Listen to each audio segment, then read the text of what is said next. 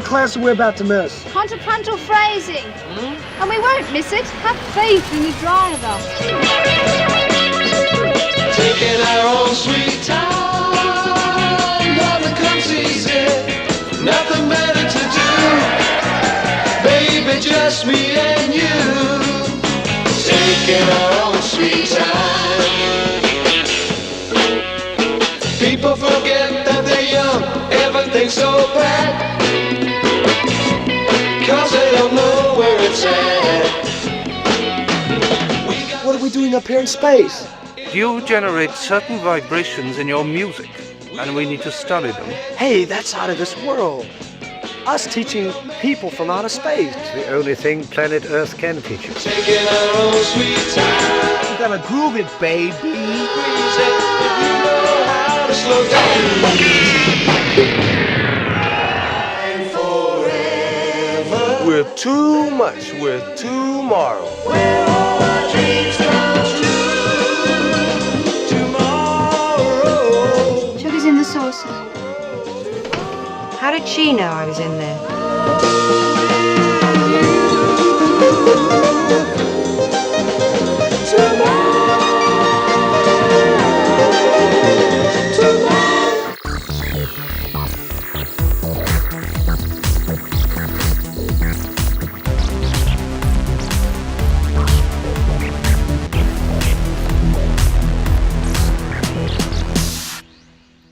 Greetings, imagination connoisseurs. Laser Bob from 1987 coming right at you, and here's Laser Bob today. It's a shocking transformation, I know, but that's what happens when you're 1 year older, and I am as of May 15th, Friday.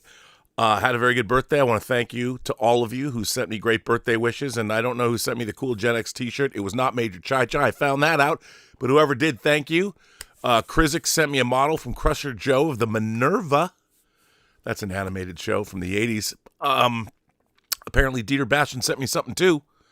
Actually, I shouldn't. I invoked his name without introducing him properly. You know him. You love him.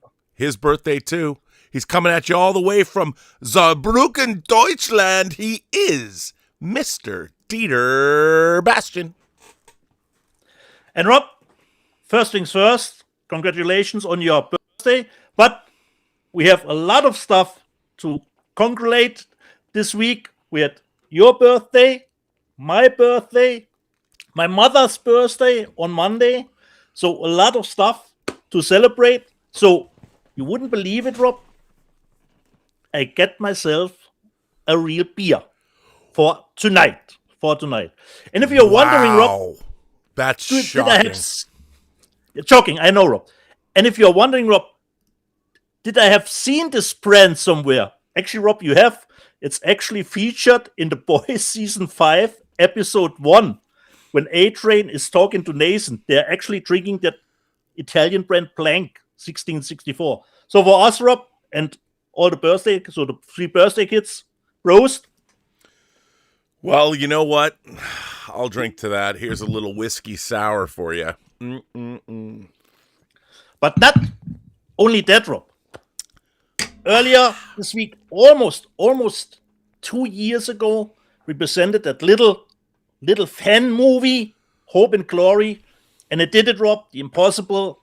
It crossed the 4 million views line, you know, and I showed the photo book from Eric that he did send me from back in the day, from the production, and who would have thought, Rob, this little fan movie would cross 4 million views. Well, we know, Rob. I just want to say we did. We did. We thought so. Yeah. I mean, we still because we know what quality between is, between African Kung Fu Ninjas and Hope and Glory. We're the purveyors of great cinema. That's why I played the new DEAF CROCODILE trailer for Val Guest's long forgotten Tomorrow movie.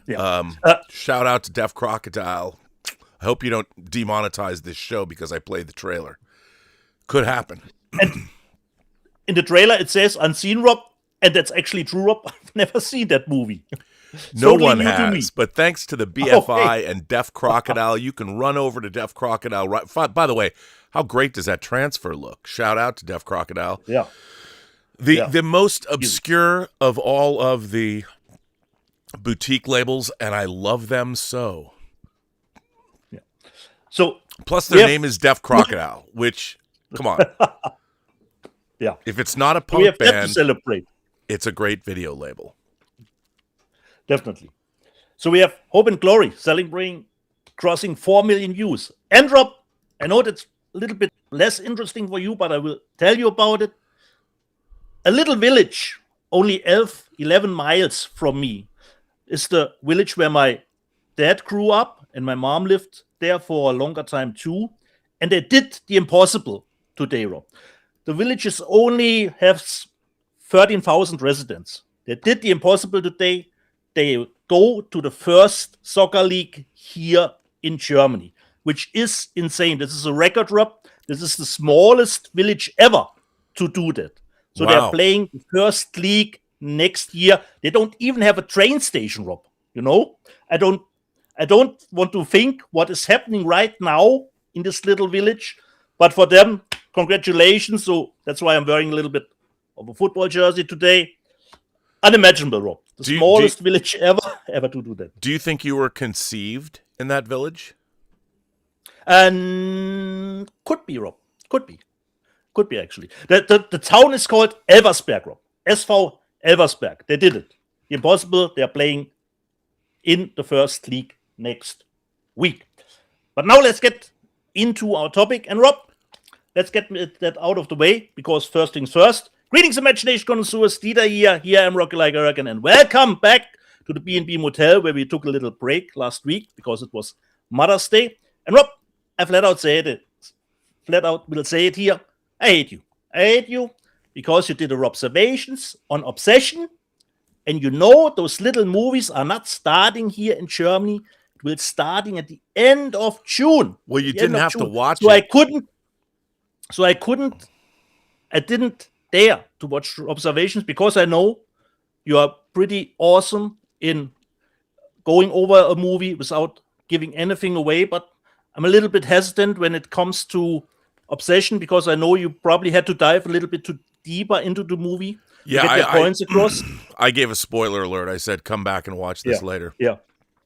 So I jumped out, Rob, and I will do something which I normally doesn't do. I will go, which is called in America the screen unseen here, which we have two, blind date, and I will just hope it will be Obsession playing tomorrow because it opens at the end of June here. But I looked at the coming movies that are coming up, Rob. So if it's not Obsession tomorrow, there are at least, I would say, 5 other movies which I would be fine with if they would be playing tomorrow. It could be In the Gray, which is starting later here, which you did see with Alvaro. Then we have Backrooms, the A24 one, could be the screen unseen. Then we have Passenger from Paramount, Rob, which is directed actually from Andre Overdahl, who did The Autopsy of Jane Doe and The Voyage of the Demeter. So I would be fine with it. Or the martial arts banger Furious, which I heard only good things about. So if it's one of those 5 movies tomorrow, I would be fine. But I'm hoping perhaps it will be Obsession tomorrow. So I'm trying to do the screen unseen tomorrow. But the big question is, Rob, how obsessed were the people to see it in movie theater? Let's start with the domestic box office from Anthony D'Alessandro, our buddy who we don't know. We just say we know him. We just pretend like so many people in Hollywood pretend. Number 1, Michael. Michael put up another $26.1 million domestically, only down 31% with a total domestic cum in week 4 of $282.7 million. Great result there. The Devil Wears Prada 2 was number 2. It put up another $18 million for a total of $175.8 million. Obsession put up $16.1 million. And the leading single theater was this theater in town, the AMC Burbank 16. Yeah. And it made $71,000 just off that movie. Mortal Kombat 2 put up another $13.4 million, down 65%. It's put up a total of $62.2 million domestically. The Sheep Detectives a movie I very much enjoyed. Yeah. Only dropped 38%. Its cumulative domestic total is 29.7 million. Super Mario Galaxy put up another 4.45 million. Its domestic total is 418.6 million. It's going to be the first movie that hits $1 billion in 2026. Project Hail Mary, still in theaters making money, put up another 3.9 million for a domestic total of 334.8 million, which is huge. Yes. Number 8. Let me guess what number 8 is. Can you guess what number 8 is? Since our most critique person, Thomas Logan, has seen it, probably Top Gun in the IMAX re-release. Very good for you. Number 8 is the Top Gun 40th anniversary. It grossed $4.9 million. By the way, that and Maverick were playing in the IMAX theater at the Irvine Spectrum, so that's very cool. And then number 9, In the Gray, it made $3 million, and Century City is the top theater there. Is God Is, that I was going to go see but didn't see it, 2.2 million. So those are the top 10 domestically, but let's go to the international box office, because the international box office has a lot to say, I would imagine. As I look, where was it? I just had it. Okay. Now, wait a minute. I just had the international box office here, and it seems to have disappeared. Where did it go? I don't know. Did they take it off? It was right here. And it looks like they took it off. I don't know why. Hang on. Perhaps they are refreshing the... They might very well be doing that, because I did see it. Oh, here we go. Yes. Okay. No message could have been clearer. Michael is number 1 around the globe with 704 million worldwide cumulative box office. So Anthony D'Alessandro comes at us. It made 83.8 million in 83 territories for a running global cum of 703.8 million. That's astonishing. But it shows the power of Michael Jackson. The King of Pop still rules. I mean, that good for Anton Fuqua. That's amazing. Devil Wears Prada went up 52%. It's now Universal's biggest film of the year to date. It did really, really well in Germany.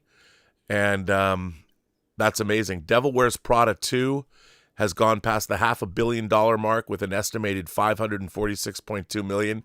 They have got to love that result. This movie is pleasing people around the world. Mortal Kombat 2 is the second highest grossing movie in the franchise at this point in time with 101.2 million, 62.2 million domestic and 39 million international. This, when compared with the reported 122 million global gross of the 95 pick, so maybe it'll do better. They know it. Amazon MGM Studios' Sheep Detectives did 23.3 million this weekend, and its global cum is 58.7 million. Pretty good result for that movie. It's probably going to keep making more money. Project Hail Mary is global cum, has made 334.9 million domestic and 333 million international. That's amazing. So good for that. Love seeing that, but that's all they've got for us now as the box office continues to roll in. But we shouldn't forget, Rob, the 1995 Mortal Kombat was a little bit cheaper to make than the new one. Yes, very much so. That is very, very true. Yeah. Very, very true. So, Rob, I think we were gone away for a long time. So I would think, since I have a lot of stuff to show, we start with physical media. Well, go ahead. Show some stuff, buddy. Okay.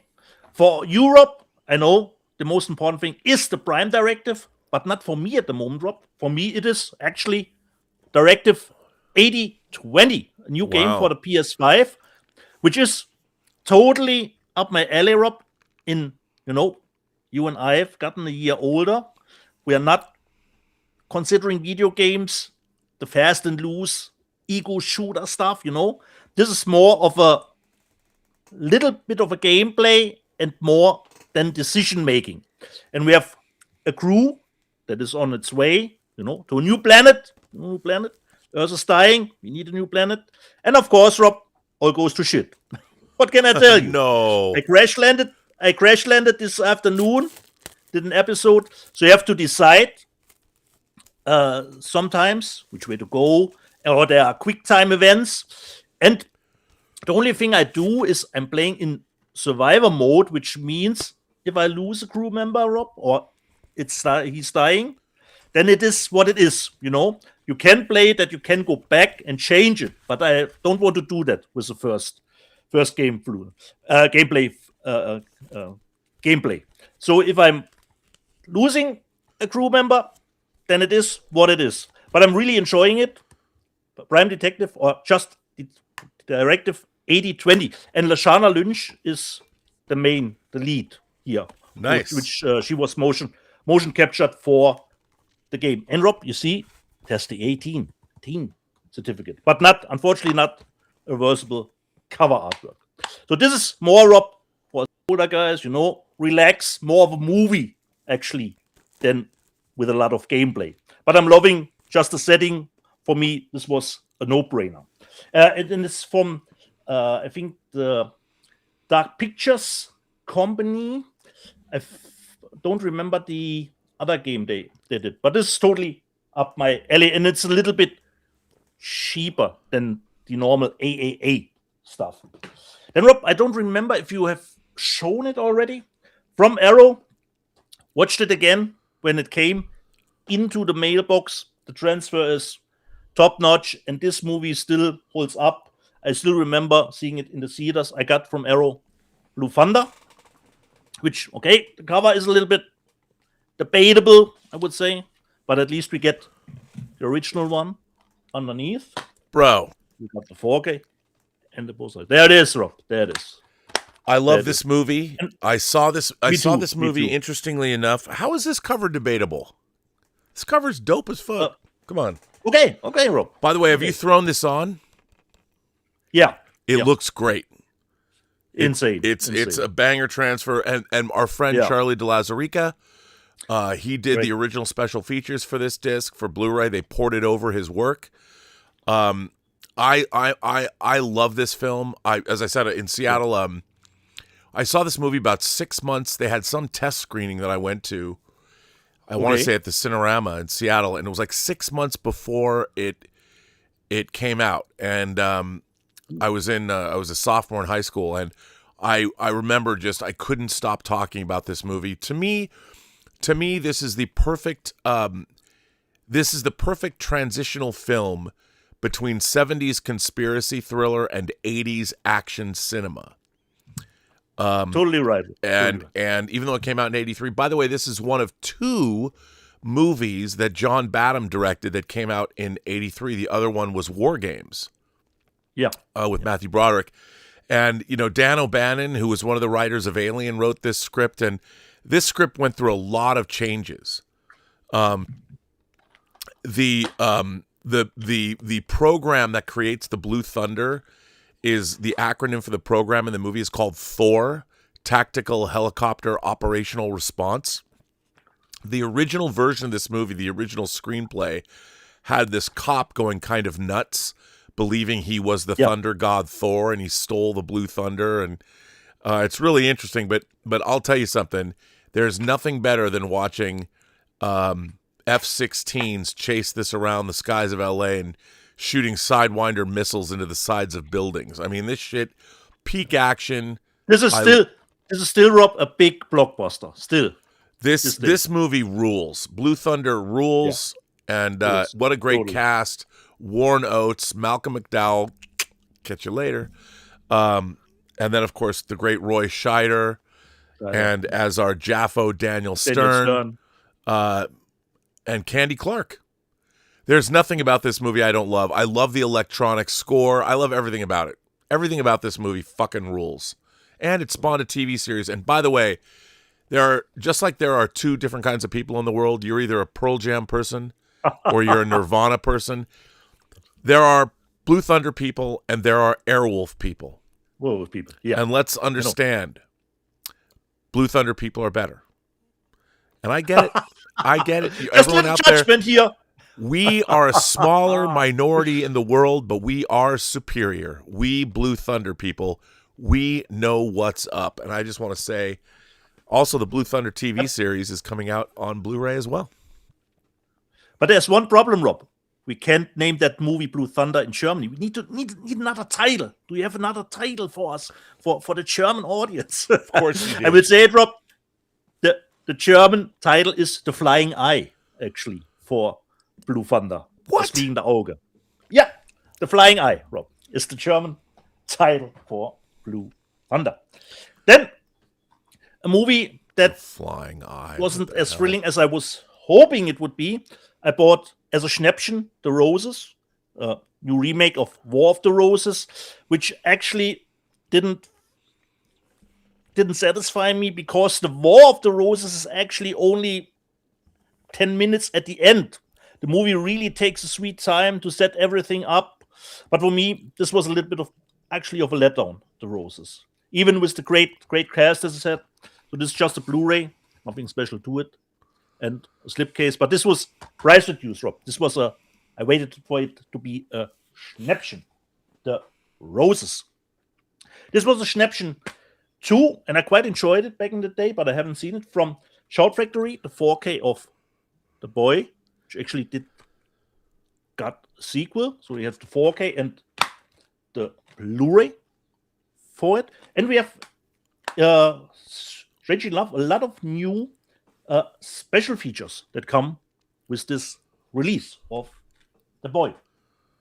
One movie I'm really looking forward is actually the sequel of this one, which got a 4K in the UK, because I quite enjoyed the movie Fall. Yeah, that movie's hard to watch, dude.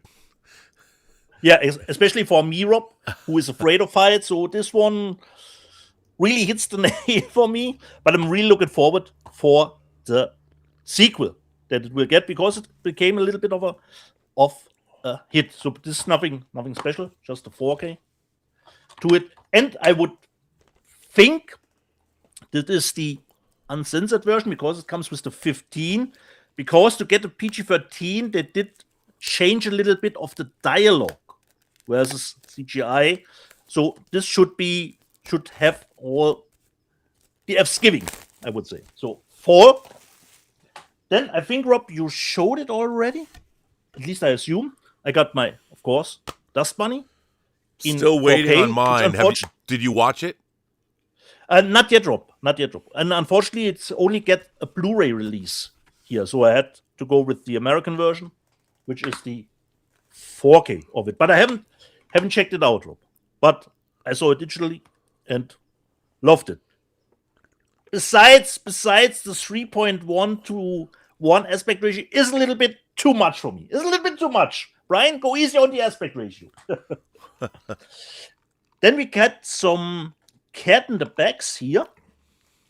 The first one is actually a movie from the Ukraine. Really looking forward to it. It says it's a home invasion movie. The movie is called The Daughter. I got it yesterday, so haven't seen it yet. Really looking forward to it. The entire country's been home invaded. The entire country's been home invaded. They struck back today, though. Go Ukraine. Correct. And Rob, it's always good with the blind buys that I do when a movie surprises me, because I looked up the Rotten Tomatoes yesterday and I thought, oh boy, should I even watch it? And I said, okay, come, I give it a go, only 90 minutes. And I had a really good time, Rob, with actually a Shudder movie, which is not out in the States from Shudder, but in Germany. And something we hope to avoid, everybody, it's of course a bloody X wound. Wow. So I really enjoyed this one, Rob. It will not probably work for you because it's really silly, no verisimilitude here, but just the concept for me was great. You actually have a video store. It doesn't say it plays in the 80s, but you have a video store. And the dad is actually someone, I would say, like a Jason. And he has a child, and he wants to give his traditions to his daughter. and they're doing murdering people, which gives the videos, the tapes that they need to sell or rent, even if you don't see any camera crew at all. And I thought this has such a unique take on the genre because they are circling out in the high school yearbook, which people they are going to murder. And then her daughter, of course, becomes friends with those people. And then she's clashing a little bit with her father about it. So I think this was really a unique take. I quite enjoyed it, but it has got awful reviews, Rob. I don't know why, because I loved it. And it has great gore stuff in it, Rob. And I don't know why the German rating give this through with a 16. Back in the 80s, Rob, this would not be a 16. Not a chance in hell. Even if it's a little bit on the comedic side, considering the gore. But in the 80s, this would have been an 18 for sure. Probably 18 and cut. So I really had a good time with Bloody Axe Murder. That's good. Then sometimes I'm surprised that German titles get often more a release in the States or in the UK than actually in Germany. I don't think I've seen this movie. This is an older one. And let me just see. It came out from Severin. It's called North Sea. Is this Sea? Oh, yeah. This is really an older movie. So this is not a 4K. It's just a Blu-ray. But I think this is a new remaster. But there is actually a pretty thick booklet that comes with it. I haven't seen it yet. But really looking forward to it. And I don't even know, Rob, if this movie is actually available here, or I would have to check if it probably is under a different name. So from Severin, North Sea is this Sea, and it comes with a lot of special features. Actually, a true cinematic gem. It says on the back. Okay, awesome. North Sea is this Sea. Then a blind buy for me, and it seldomly, Rob, happens that I need to watch a movie 2 times in a row to get a little bit of a really bearing what I think about the movie. Because at first I was I'm not sure about this. Then I saw some reviews on YouTube, and I said, okay, I give this another watch, and I said, yeah, it's not a movie for having a feel good day, but actually the movie is really, really nice. It's called The Novice. It's Isabel Furman. It's from, I think, 2021. I think this is the first release that is gotten on Blu-ray. And if you like something like Whiplash or Black Swan, it is in that same vein. She wants to join a rowing university here, and she is hell-bent on being the best. Doesn't matter the cost. So this is not for a rainy day, even if it's raining a lot in the movie. This is a movie, Rob, we always talk about subjectivity of a movie and objectively say this is a good movie. Objectively, you would need to say this is a good movie, no matter what you think about it, considering the editing, how it's put together. It has a great sound design, which from that kind of movie, I normally don't expect something like that. It's done really well. There's no green screen or something like that.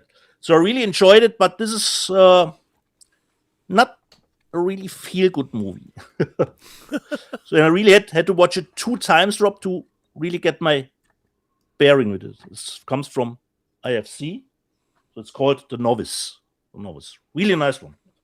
Really nice one. But I had to watch it 2 times to come to that conclusion. Okay, Rob, this is a little bit of the first of my haul. Give it over to you. Well, I got some Kino stuff to show. Got a very fun box of Kino stuff, actually. You might like this. From Mark Lester, the director of Class of 1984 and the adaptation of Firestarter, with you'll like this, Stephen King with Drew Barrymore. Mark Dacascos in The Base 1 and Antonio Sabato in The Base 2. So there you go, banger. He made those movies. Margalista directed both. So. He directed both. 2 films by Mark Lester, it says right there. Mark Dacascos. Mark Dacascos. Then, this is a film I really wanted to see. I did not see it. Jessica Chastain, you know my love of a certain kind of redhead. Jessica Chastain is one of those. She can do no wrong. This film, Dreams, which I never saw. It's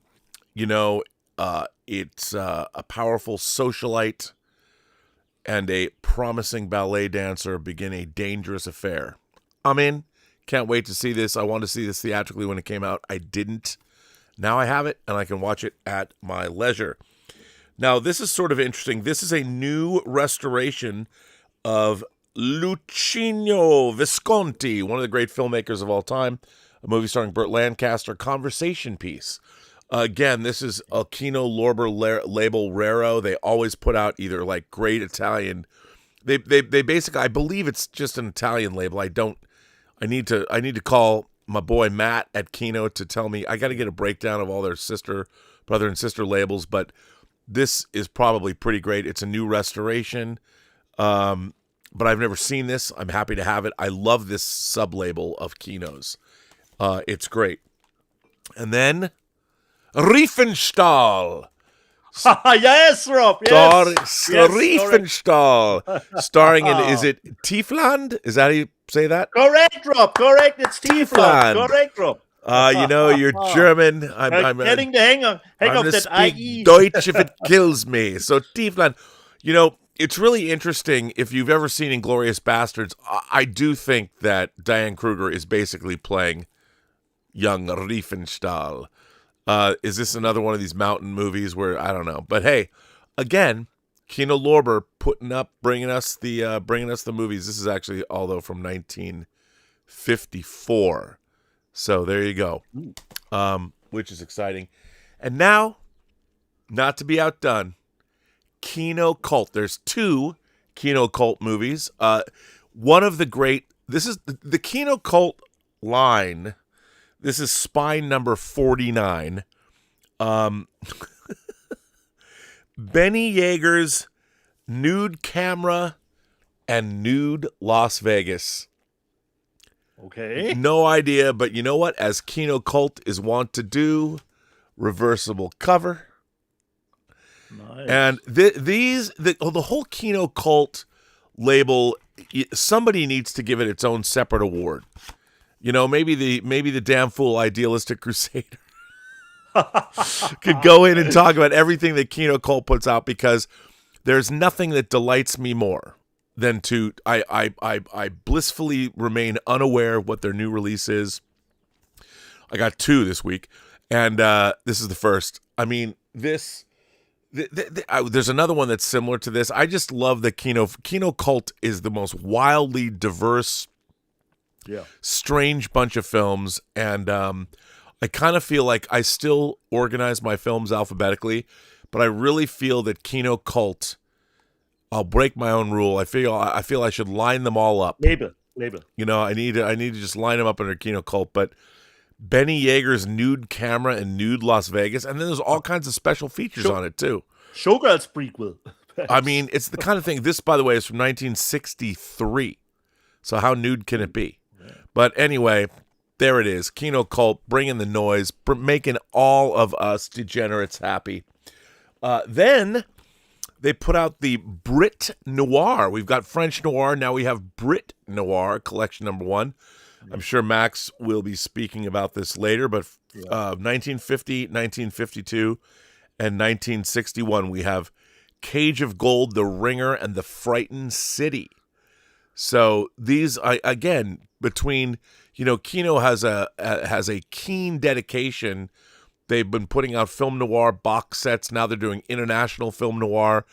Kino's probably put out the better part, probably 100 noir titles, maybe.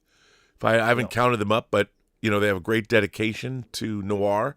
So that's great. Love seeing it. And I love their covers. I love their artwork. And again, a lot of great audio commentary. And let's see. No, Max Allen Collins does not do commentary on any of these. Neither does Heath, but that doesn't matter. Perhaps they're new to him too. Who knows, Rob? Who knows? Could be. And then, of course, I don't know if this is a re-release. I don't think this is a re-release. Yeah. Oliver Stone's Talk Radio. I cannot tell you how much Rob. I love this movie. Eric Bogosian is incredible in this film. Michael Wincott plays a metalhead that comes to the studio. That's because it's your show, Bear.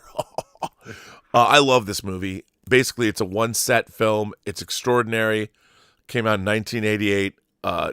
It's a brand new I don't HD think master. It's a re-release, Rob. I don't remember if the movie ever gotten a release. I love this movie. You know, Oliver Stone teamed up with Shout Factory and has done so much good work over there. But man, do I love this film. I'm glad Kino got it. I'm glad Kino put it out. Probably because it's a Universal film. Fan-fucking-tastic. I'm so happy to have this. Love it, love it, love it. Every time I watch it, it puts a smile on my face. And, you know, it's about a Jewish talk show host who gets assassinated in the end. So, which is par for the course Good today, times. right? And that's my first haul. We'll get to the 4K stuff later. Okay, nice. Nicely done. So, you can switch it over to me, Rob? Because Now, wait, I hang want- on a second, bro. We didn't talk Okay. about things you've seen this week. Okay, we can do that, Rob. We can do that. Where? Because I want to is talk my- about something I saw this week. But I'm going to let you Oh, talk about it Okay, first. you start, Rob. You start, Rob. What have Oh, you want seen? me to start? I start, Okay. Well, I want you. So, as you know, I have friends. I'm connected with people that, you know, Oh, some people would say that I'm part of the shill media, that I'm a corporate access, shill Rob. for You have corporate access. interests. I have access. You know what? That's not necessarily true, though. I look, if I wanted to have access, I could have access to anything I want. I've lived in LA for 38 years. Literally, if you want something and you're interested in it, there's a way to get it. Anything. But in this case, only I think I would want this. Me and my small coterie of friends, for all mankind, my friend. For all mankind. Not only one of the, I think, the best shows running, one of my favorite TV shows of all time. Episode 8 dropped on Friday. For my birthday, I was able to see episodes 9 and 10. The end of season 5. because this was where the two that were missing, Rob. The two that were Is that missing. correct? The only- And let me just say, shit goes down, son. I would say Okay. the last 4 episodes, you know, I'm so tired of people going, this season's boring. Why is everything on Mars? I'm like, bro, it's an evolution. And let me just say, the last 4 episodes of season 5 are almost like one long 3-hour movie or whatever. Ooh, okay. Episodes 9 and 10 are literally bangers. All I can say is no spoilers, but if you watched episode 8 and you're caught up on the season, the Marines show up and Happy Valley ain't so happy anymore. Bullets. That sounds are right up my alley, Rob. Bullets are flying and people fucking die. That's all I can say. And Kelly Baldwin and the crew of the Sojourner are on the surface of Titan. Will they find life? Don't know. Okay. What will happen at the end, episode 10, they always leave you with a kind of jump forward. They jump from 2012 into the 2020s. What happens at the end? All I can say is they break tradition and they actually do a callback to something that happened before. But I'm not going to say what it is. Okay. I'm just telling you I loved it. And I love For All Mankind. And I am a huge, huge fan. We get one more season. Star City, the Russian show, begins right after For All Mankind goes off the air. Star City gives us young Sergei, you know, and it's great. I can't wait. Can't wait. Awesome. Saw it. That was my birthday. And then, of course, I saw In the Gray and Obsession. I was going to go see Gundam Hathaway, but I realized I hadn't seen the first part of Gundam Hathaway, and there you go. But I cannot stress enough how season 5 of For All Mankind ends with a bang. Kudos to everybody involved with the show. What a season. Loved it. What is it? Awesome. I think, Rob, we should do the super chats first before I go into what I have seen. Okay, let's see if there are any. There are. B Town has become a new member of the channel. Thank you, B Town. Romy Forever has also become a member of the channel. Calvin Wellborn has been a member for 49 months. Andy Hayes has been a member of the channel for 32 months. Calvin says, happy birthday, Bob and Dieter. Well, thank you, Kelvin. Thank you. Appreciate that. Yeah. Bijaro says, Buscemi and Amy Madigan to join Kugler X-Files. Hyped. Can't wait. Really looking forward to that. 200 Watt Studio says, Babylon 5 did the Free Mars plot better. But I would say that maybe so. But that's much more of a science fiction show. They're not constrained by the reality, quote unquote, of the situation. But yeah. I don't know. And that's it. That's all. We're caught up with super chats. Okay. Like Europe, I've of course finished Daredevil, Born Again, the second season, and what a great final episode the second season had. So I quite enjoyed the second season because it built upon the first, which, like you said, Rob, I think they were shot back to back together and then split in 2 seasons. And we all heard the number ships is not there. The one thing I have to say, this is not a show that should have put out weekly, because like Europe, I was in the same category. Oh, wait, I have to watch 3 episodes of Daredevil, because it had not the propulsion to get me back each week immediately, like Pluribus had. Because like you, I have 2 or 3 episodes of Daredevil still left to go. But the last episode, which is always tough to do, they totally nailed it with the second season. And if we should get any more Daredevil, I'm totally fine with the ending of the second season. So thoroughly enjoyed it, but it should not have been dropped weekly. Just my take.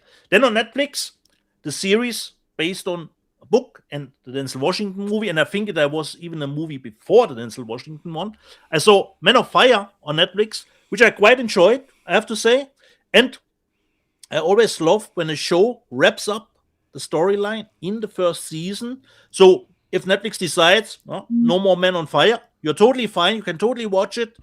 But they have a chance to go further with the series. So I keep forgetting that's on. I love the movie. I can't wait to watch the series. Yeah, totally enjoyed it, Rob. It has a nice location with Brazil in the favelas there, so it's a little bit different what we are usually getting. So I thoroughly enjoyed Men on Fire, and I think it's doing pretty well. Then one of the series that got great positive buzz, I watched 2. I watched more Star Wars, and while I think the show is good, but I'm not in the Cambia boat, it's awesome. If you're loving the animated stuff from Star Wars and looking for a lot of action, a lot of light sword fights, you will get that in more, for certainly. But the story is not that big, because from episode 5 to the last one, they're just trying to flee the planet, more or less. And you get a lot of action. So if you're looking for action, this will totally fill your animated Star Wars bang for it. And of course, Dave Filoni adds in a little bit of a new Ahsoka into that mix. Then, of course, Mortal Kombat 2 was in the theaters, and I watched it. And I can't even tell you, Rob, what I'm thinking about the movie. There's good parts, there's bad parts. This was always a roller coaster for me, considering the effects, the fights. It was, I don't know. I have to watch it actually. 40 minutes in, I'm just like, I surrendered to it all. It's incomprehensible, but Dieter. Yeah, I know. Come on, man. I was sitting with Alvaro. We're watching it in IMAX when the Scorpions cranked it up. And what song was in Mortal Kombat 2?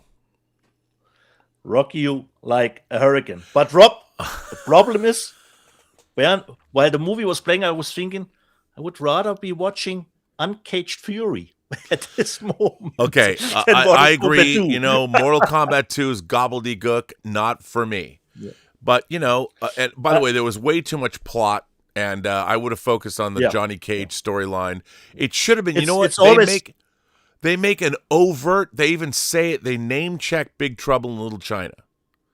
And the thing about Big Trouble in Little China was it was always Jack Burton's story. Jack Burton is moving through the whole... The point of view of this movie was all over the place. They leave Johnny Cage and suddenly we're off. And because we don't know what the fuck is going on because it's all... I mean, was that movie even written? I mean, I know it was. I don't mean to slag off on the movie, but... It was. I'm a pretty astute viewer. It was totally incomprehensible after 40 minutes. I just didn't care. I cared about Johnny Cage, and they kept going away from him when the story should have been focused. And do you know what they did? When Johnny Cage, and I talked to Alvaro about this, he brought it up, but I was thinking it. Did you have the same thing? When they take Johnny Cage and they take him off Earth, he's in a parking structure leaving a convention, and he's putting all of his stuff in the trunk of his car. He leaves the trunk open. The trunk of his car with all of his valuables that he sells. He leaves, he goes through the portal, and his trunk is open. I'm like, what the fuck? Shut the trunk, dude. And I was wondering, I was waiting, were they going to do a post-credit scene where his trunk was, some fans ripped him off? Nope. Don't ever do that. If a character leaves their trunk open when they're putting their valuables in, when they're whisked off to another dimension, you can't do that and not return back to that. But they did in Mortal Kombat 2. They thought nobody would pay attention, but they were fucking wrong. Close that trunk, Johnny Cage. Well, I didn't mind that, Rob. I didn't thought about the open trunk. Yeah, I know. Violation thinking of about verisimilitude. eyes, hearing. Yeah, I know, Rob. I know. So for me, I have to watch it actually again to get my bearings. You don't ever need to watch Mortal Kombat 2 again. Yeah. I do, Rob. I do. Then I watched, of course, the roast of Kevin Hart on Netflix. And I have to say, the stuff that they are saying in the special was really, really harsh. Considering the stuff that we do here, Rob, you know, I'm doing a dig here and there about free enterprise. But the stuff here was really nicely done because it felt really freeing that everyone could say those things. The problem for me with the roast, I think it was too long with 3 hours. And the jokes at one point always was hitting the same, almost the same punchline, you know, about the shortness of him. So for me, it was a little bit too long. And if you are throwing that much jokes on the wall, some will stick and some really, and those who really stick, they were really nice bullseyes considering. So if you're not too offensive about it, you should totally watch the roast of Kevin Hart because they're going in. Everyone gets their due. So not only Kevin Hart, so the roasters too get their due from everyone. So I was really quite surprised, but it was actually, considering the cancel culture that we live in today, really freeing to see that. Then digitally, I watched Ready or Not 2, Double or Nothing, which I quite enjoyed, but like most people already said it, it's a little bit less than the first one. What I love is when a movie actually picks up immediately after the first one, like Halloween 2 did back in '98. The first half I thought was great. Yeah, the expanding of the lore was great, but like I always said, Rob, what about the kills? And besides the bodies exploding, there was not really much to take from that part of the movie. And we're seeing, considering the boys, you know, exploding bodies is not pretty new anymore. So I thought it was fine, it was good, but I can see why it didn't pull that many. It just didn't deliver in the end. You know, the end wasn't twisty. It didn't. I like the first half. The second half betrayed the film. Yeah. Again, it comes down to writing. Yeah.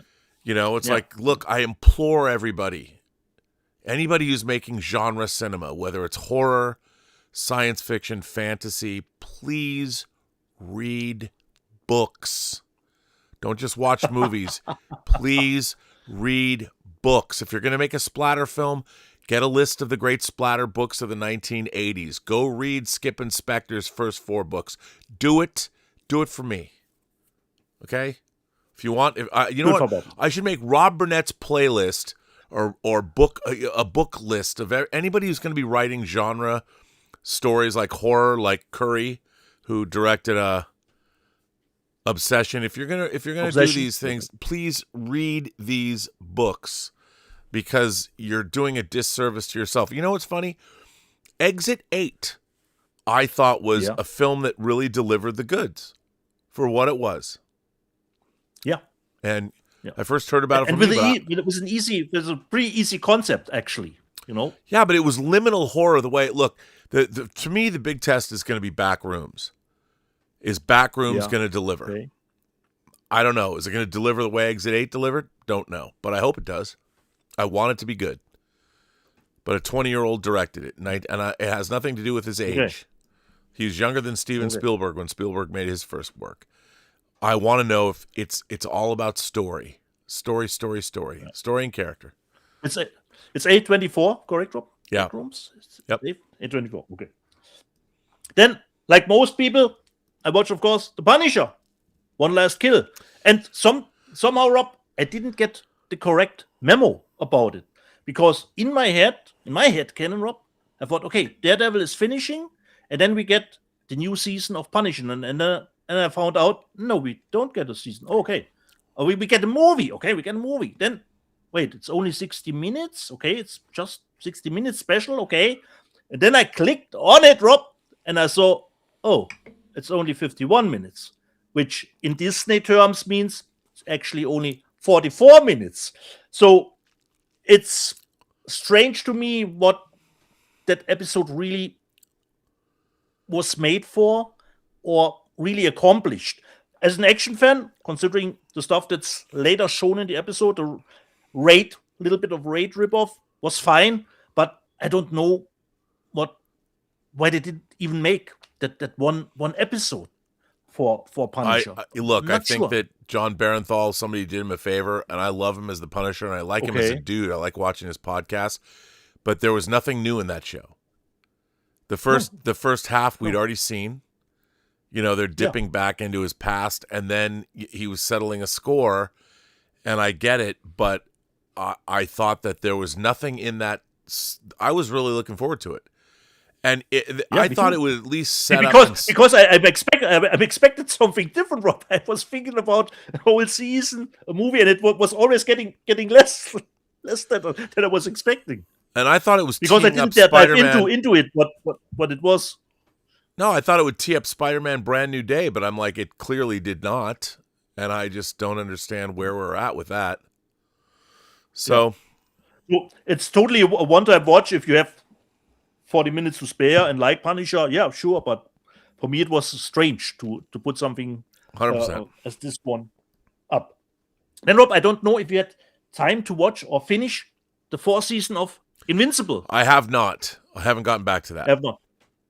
For me, totally great, especially the penultimate episode, which, considering the limited animation style that they're having or using, for me, that was epic. Epic. The penultimate episode of this 4th season was epic, and they had a nice ending with it. Really looking forward to the 5th season for Invincible. Still strong. There was only one episode which was a little bit out of left field, which didn't had anything to do with the main plot or the main plot through. So that was a little bit of a lackluster episode for me.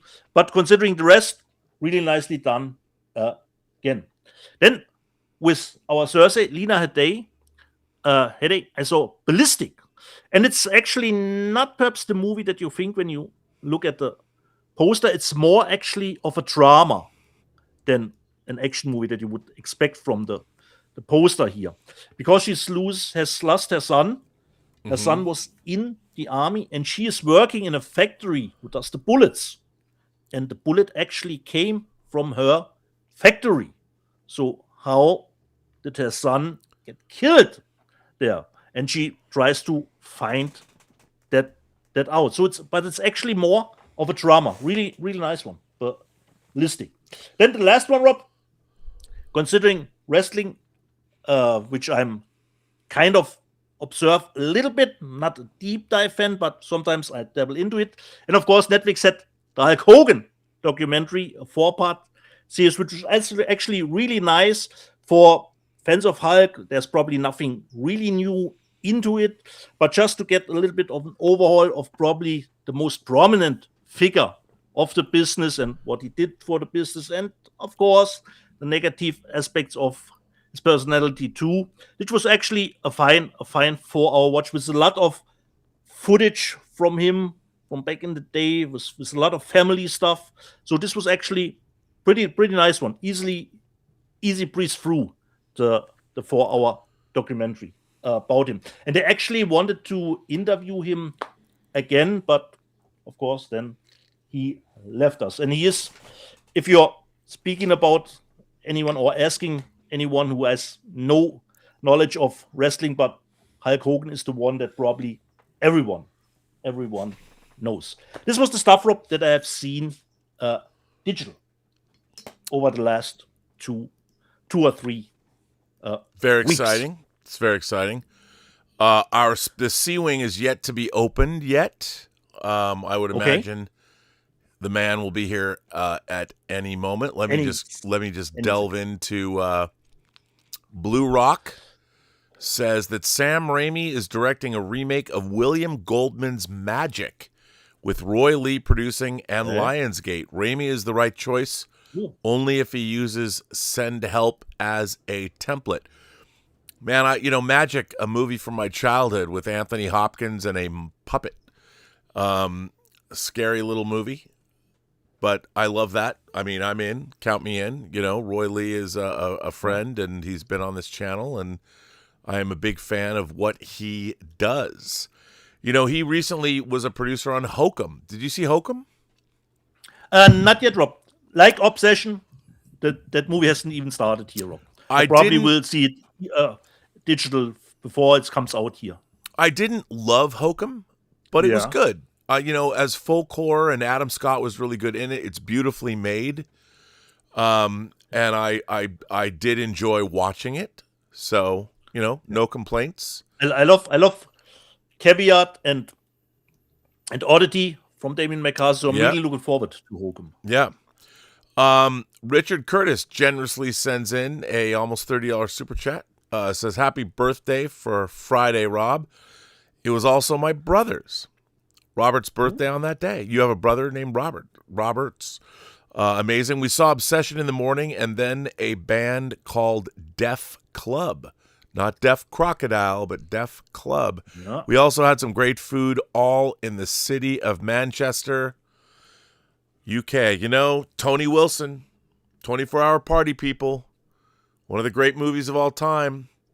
I mean, come on. You have Andy Serkis playing Joy Division's producer. You gotta take the drum kit apart and put it on the roof. I've always wanted to go to Manchester. I've always wanted to go on the Manchester Rock Tour, see where it all began. That'd be fun, Richard. I'm going to give you a call and say, bro, I'm coming to Manchester. Let's tear it up. Maybe. Before perhaps the C Wing opens, I can show you something that Major Chai Chai actually did send me. Because Major Chai Chai sent you something? She's two-timing me? Yeah. Only Major Chai Chai should send me things. What the hell? She did find out my address, and then she did send me something. So this is first a card. Dieter, it's taken me over a year to get this to you. Thanks to Paul and Brunotto for getting me your address. I saw this. I saw this 3D print at the Comic-Con, and thought of you. I hope you enjoy it, Major Chai Chai. And what she got me, Rob, is this thing. A little bit of a trash can. Because you're a trash pan. Oh, look at that. Oh. Now, can you stick his head peeking out with the trash can lid on top? Oh, look at that. Now that is, you know what, Major Chai Chai? That is some officer thinking right there. That's what I'm talking about. Certainly. That is what I am talking about.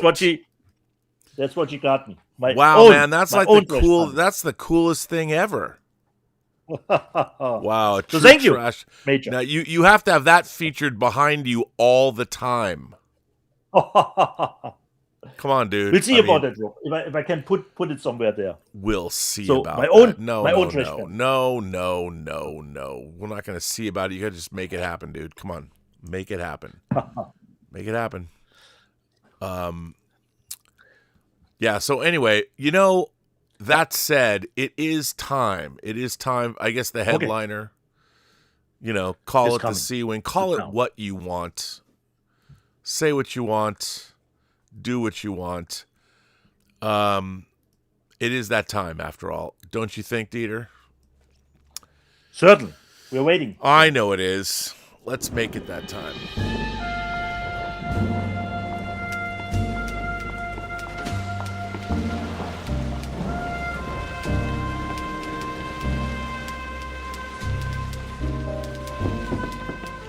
Ladies and gentlemen, Mr. Max Allen Collins. The Sea Wing is open. Oh, someone got a haircut. Look at that. Look at you with the haircut, buddy. You do. I did. My wife and I went to the same lesbian hairstylist. Well, you do look like you can join the Ladies Pro Golf Tour now. Let me just say. Yeah, I know. And you should see what she did for my wife if you think this is an improvement. So I was worried. I just got the show link about 2 minutes ago, and I thought you guys had kicked me off the show. I have nothing to do with the technical aspects of the show, Max. You know that. You weren't looking at your email or what? It just popped up. Up. I keep saying that to the ladies, and I'm like, it wasn't my fault. It just popped up, right? No, that's a different subject. Well, I do have some stuff to talk about today, and the first one is kind of personal. This is a let's see if I can ever. Hey, wait! It's been a couple weeks. Before you jump right into it, how have you been? How are things going? How's the Sam Spade novel that you're writing? How's the wife? How's the son? How's the grandchild? Have you seen any movies? How are you? Well, as Dieter knows, I saw the Sheep Detectives, and he wrote me making fun of me doing that on the show last time, I think. Anyway, he then told me, he then admitted he hadn't seen the movie. And I said, we don't criticize the movies we haven't seen. That's right. I mean, that's not so. Dieter, I mean, I was kind of disappointed in you. Now wait a minute. Both you guys have birthdays? Is that correct? Yes.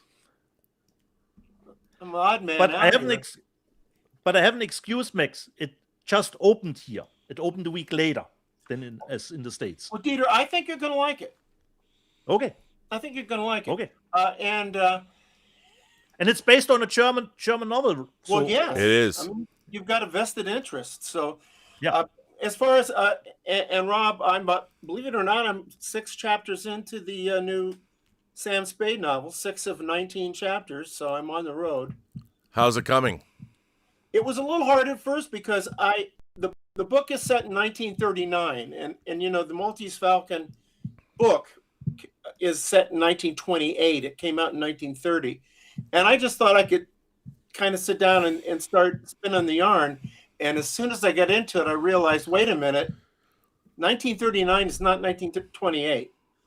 So I had suddenly I was in Nathan Heller territory, where it was historical, and so I had to put the brakes on and do a bunch of research, which I don't mind, but I didn't. Okay, Max, give me 2 movies that came out in 1939, all direct. Here's a trivia question for you.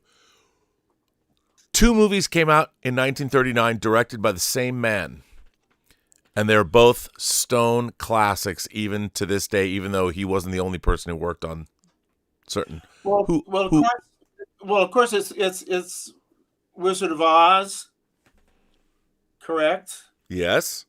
And Gone with the Wind. Yes, sir. You pass. Victor Fleming. Yeah. You know, the way my brain is working now, I could have farted out on both of those. No, you've acquitted yourself with aplomb, sir. Thank you. Well, you know who else was a really major director of that? Is Michael Curtiz. Yep. So I'm going to jump out of order a little bit if you've got my stuff. Oh, I do, sir. I've got your stuff. Just Well, quick, Max. So Considering can you jump to 20,000 Years in Sing Sing, if I can get this to not reflect? Wait, that wasn't in the list you sent me this morning. It was. It was. No. But we're seeing it here. But we're seeing it here. It's okay. All right. Well, it's a Warner archive, and it's directed by Michael Curtiz. I don't know what he couldn't have directed. Spencer Tracy, who we sometimes think about in doing just strictly warm and fuzzy roles, and Betty Davis, who's just kind of a babe in this. She hasn't really made it big yet. Very cute. Very, very cute. And it's a prison movie, and it's about a guy who's maybe a little bit Al Capone, very popular with the public, who goes in full of himself, thinking he's gonna do his time standing on his head. And prison life, particularly because he's got a bad attitude, really hardcore bad attitude, he has a rough time of it. And it's a very surprising movie for 1932 because it's got a positive view of the prison system, which is, you know, it was based on a book by the warden of Sing Sing. But it's a surprisingly human gangster portrayal, and it's surprisingly sympathetic toward all the inmates. I mean, you kind of find out why everybody is there. It seemed to me to be way, way, way ahead of its time. And Tracy is great. He goes through all kinds of phases. I also recently saw another movie of his, Captain's Courageous, which is, I think, another Curtiz movie.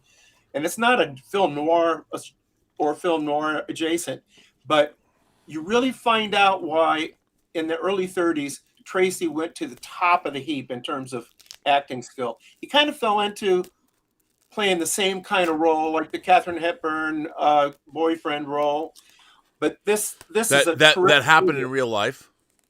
Yes, but this is a terrific movie. It's a terrific crime movie, and it doesn't stay in the prison. There's a good long sequence outside of the prison toward the end of the movie that's really got a lot of interesting stuff going on in it. Anyway, Warner Archive has, knocked that out of the park. I keep complimenting them, and they don't send me free stuff. Well, Max, I got to tell you, as far as Warner Archive goes, and God bless George Feltenstein, they've changed over. I got the email. I haven't received any Warner Archive titles since February, and I don't think I got that one because Allied, the company that now sends out the distribution, it used to be they would just send me everything Warner Archive put up. They don't do that anymore. Now I have a limited, I can order only some movies but they've given me opportunity to order other companies I couldn't get. So what we're going to do is we've got to get you guys, you're in a foreign country, Dietz, but we've got to contact Allied, and as long as I send them these shows, hopefully we can get you some free stuff. Oh, good. But you have to order it. You have to pick. Nice I never said about Warner Archive. Yeah, and I think I only get like 9 titles a month, which is not. We talk a lot more about 9 titles a month, so we'll see what happens. Who knows? But poor baby, only getting 9 free titles. Well, I'm going to talk about actually something they could issue if they wanted to, but let's talk about this essential film noir box set from the great Imprint. Now, I love Imprint, but I got to be frank with you. When you get to collection number 6, you may be a little bit past essential. I have a vested interest in this because Heath Holland and I, the commentary duo, becoming better and better known all the time. I heard you're doing a show at Radio City Music Hall. Yeah, yes. And where do you see the chorus line? We're right in the middle. But Ring of Fear is a movie I dearly love and probably shouldn't, okay? But as you know, Rob. I know why you love it. You know why? Because Mickey Spillane made 2 big budget, Hollywood type movies. One was Ring of Fear in 1954, and the other was The Girl Hunters, which is a British movie, frankly. Even though he's playing Mike Hammer and it's set in Manhattan. I think that movie came out in 63, 62 or 63, 62 probably. Anyway, I'm highly recommending my commentary because you're going to find out everything you need to know about Mickey Spillane. I mean, all kinds of anecdotes, and Heath was wonderful, kind of got out of my way and just let me ramble. It's almost embarrassing, but as both you guys know, Mickey Spillane was my favorite writer, and I became very close friends with him, and I ended up being the guy who 16, right? Was it 16 of his books? Well, yeah, I finished 16 of his books that were left unfinished. At his request, he asked me to do it in the weeks before his death. And basically, he was concerned about his wife, Jane, wanting to keep the money flowing. So I did that for almost, I guess he passed almost, 20 years ago. So I did that for a long time. And aren't you an executive producer of the Mike Hammer movie that Skydance can't seem to figure out? Supposedly, it hasn't happened yet, but I hope they can figure out a way to do it. Certainly, there was at least one great movie made from a Mike Hammer, Mickey Spillane novel, Kiss Me Deadly, which is, in terms of film noir, I think is about as good as it gets. Maybe we can contact the Saudi prince and get him to put up the cash. That would be nice. but this particular, let me just briefly talk about the box. I've only watched one more of these. This just came in. Naked Alibi is quite good. Stars Sterling Hayden and Gloria Graham. I mean, what's not to love with those two? The other two I don't know very well. Yvonne DiCarlo and Flame of the Islands, which I'll be frank, doesn't really sound very film noir to me. And then one called Hell's Island, which also maybe it's a little more film noir. I'll be watching them. I'll comment on them. But Ring of Fear is what I want to talk about for a moment.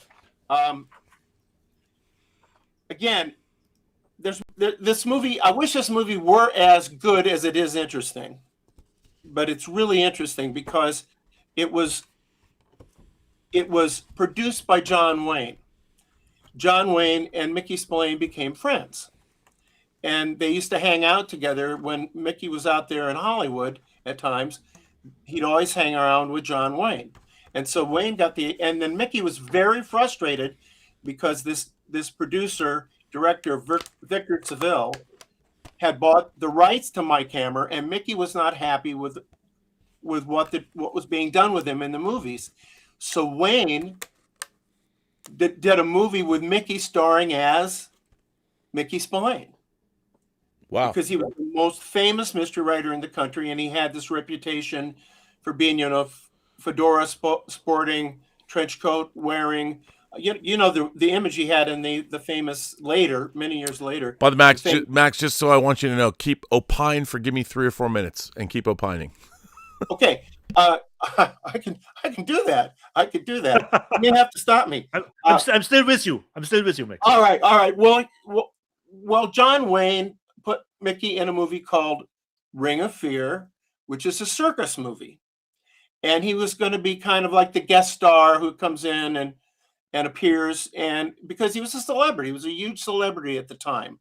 He'd be on the Milton Berle show. He did commercials, and later, 20 years later, he did the Miller Lite commercials playing himself. So he was very much a celebrity in the 20th century and the biggest mystery writer in the world. Well, save maybe for Agatha Christie, certainly in America and from America.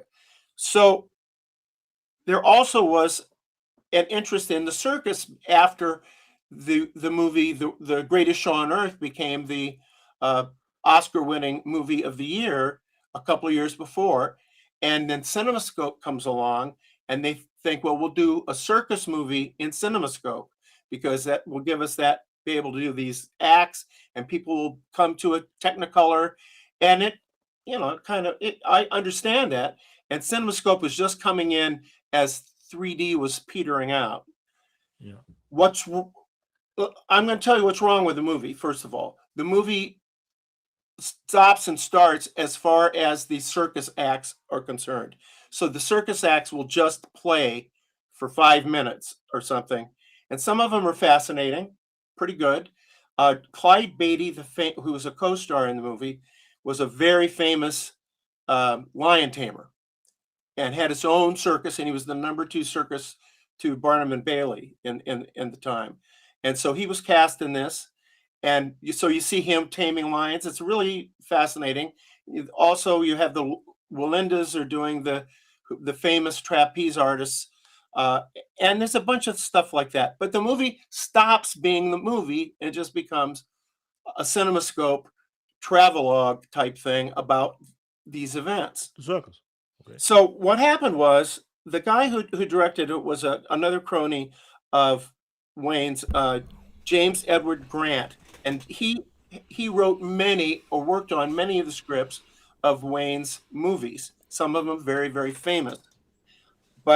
And then the writer was himself, and this Paul Fix, who was an actor, who was like he was in The Bad Seed, for example, and then a British mystery writer named Philip MacDonald. Well, they shot the movie, and when Wayne screened it, he deemed it unreleasable. Really? And so he contacted Mickey and said, Mickey, would you rewrite the movie for me? Would you rewrite the movie around the circus stuff?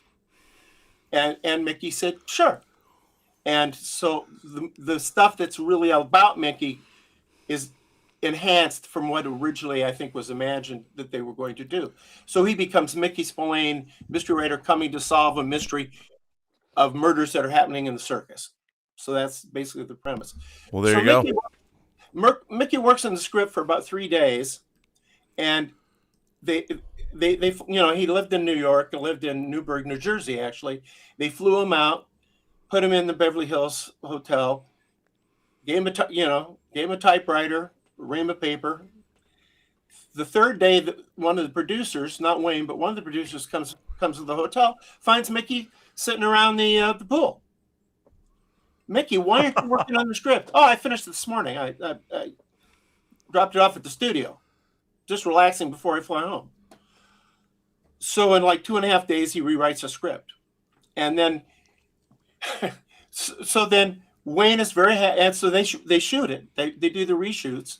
They bring William Wellman in, famous director, to do the reshoots, and so what you end up with is a 90-minute movie, 45 to 50 minutes of which is this kind of fun mystery story about Mickey Spillane solving this mystery in the circus, and then the other stuff is and a few scenes from the original version are still in there.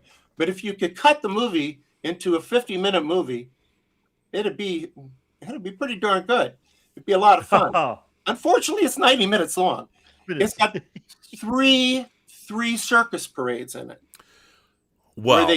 Where they come into the town and they go to the next town and they do another circus parade during and then the third. But if you pay just a little bit of attention, it's always the same town. So it's why you got to harsh my mellow with that, Max? Why can't you let the illusion speak But it for was itself? the money shots, Max. The money shots. So it becomes this incredibly interesting movie. Now, one of the other things that's fascinating is that one of the reasons why Spillane was so mad at this Victor Saville, this British producer, who had bought the rights to all My Camera movie, anything Mickey did with My Camera, this guy got to do. So Mickey was mad because he had a very good friend named Jack Stang, who had been extremely heroic, medal winning Marine in World War II. Big, tall guy. He looked exactly like what Mickey imagined my camera looked like, his tough guy character. And he wanted Seville to put Jack Stang in the movies, play my camera.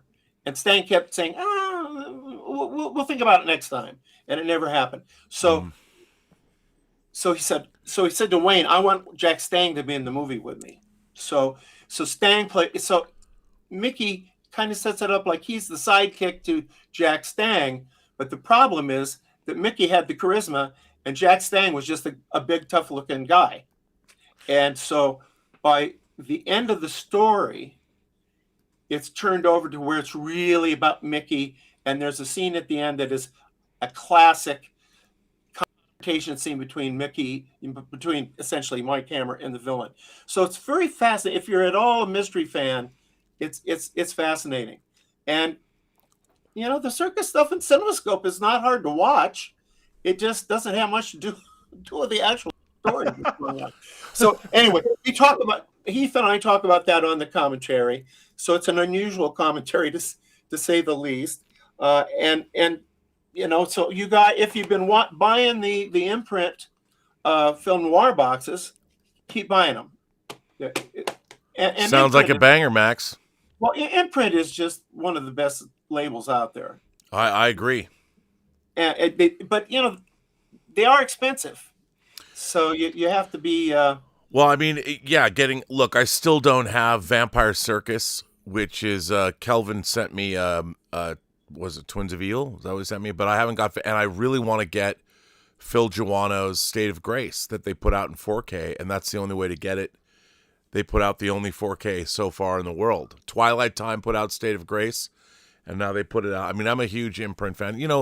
All those Australian labels, whether, anything from Via Vision, which is part of imprint, and then, of course, Umbrella, they do it up right, man. And they've really been purveyors of Australian cinema as well as great exploitation stuff. And the fact all of these, it's a shame that some of these labels have to keep re-releasing things that are like Vinegar Syndrome puts out the Keep, and then in Australia they'll put out the big box set, and it's kind of a bummer. But I was delighted that they did Ring of Fear because it only had been available for years and years. You would see it in a pan and scan black and white print that would be on TV. And then a few years ago, maybe 15 years ago or so, this box set came out of movies produced by John Wayne, but not starring John Wayne.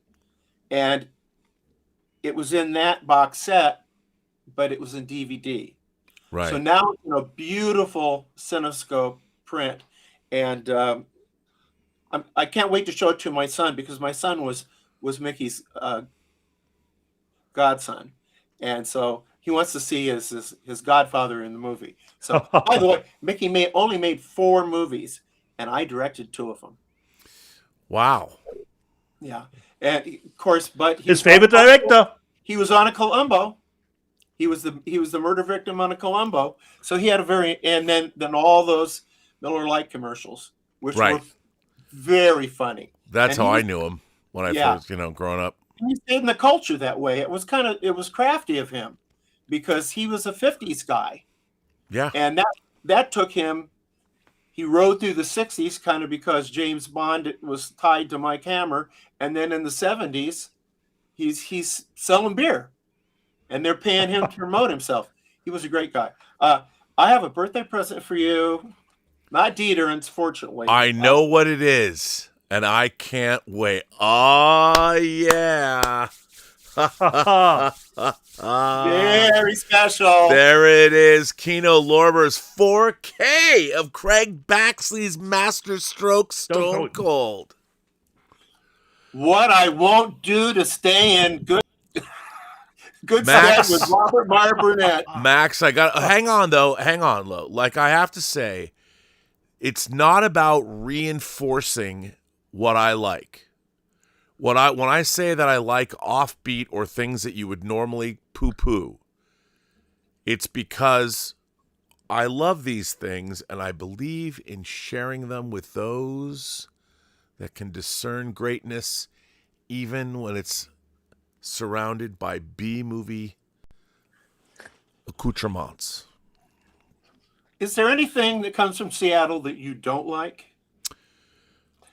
No.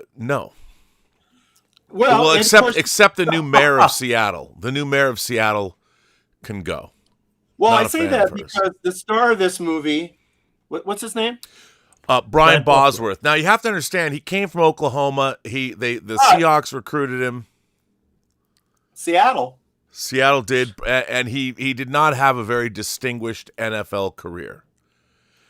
And however, if he had, we would be deprived of this masterpiece. Well, here I'm here to tell you, and I'm here to tell Dieter. Dieter, have you seen this film? Of course, I have. What did you, Max? I think this is a pretty great action movie, B movie. I think, Correct. I think the star is perfectly adequate in it, and the cast around him. There are a couple of incredible performances. You and I talked. That elevates the movie a little. You said, and I agree with the idea that Lance Henriksen in this movie as the sort of the head, Hell's Angels type leader. Yeah. Chains. He is so good in this. It's an Academy Award winning, not winning, but worthy performance. See, so I have an essay coming out from Lionsgate Limited where I talk about David Tui's The Arrival, and I finally document, or if I finally write about what I mean by watching movies at scale. At scale. And I've tried to explain this to people. And I'm like, you have to approach a movie for what it is. And unfortunately, nowadays, every movie is $100 million movie. It's studio movies are. So not mine. It's not no. mine. But I mean that like these kids today. I mean, they've grown up with an embarrassment of riches. And when we were growing up, we would watch everything. And there are things that like I think the ultimate example, like Craig Baxley directed I Come in Peace with Dolph Lundgren, and then he did this. And the thing about Stone Cold is no one is going to mistake this movie for a James Cameron film. But for a low budget early 90s B movie, this film is a fucking masterpiece. Now, is it the Terminator? No. Well, but if you watch it at scale, and you understand what you're seeing, and you look at this for what it is, well, I don't want to convince you. Please take it away, Max. Well, I've made a couple of micro budget movies, and so I'm very much, when you make a movie for $25,000, and people come to it expecting a $30 million production, you're in trouble. Right. People have to be willing to say this. Did they accomplish what they set out to do? This movie, Stone Cold, accomplishes everything it set out to do, and it has several set pieces, particularly the end. Oh my God! The climax of the film is one of the great low-budget masterpiece endings ever in Hollywood history. It's the January. It's an attack on the Capitol. It's January 6th. If the people weren't idiots. Right. And had they knew what they were doing. Yeah.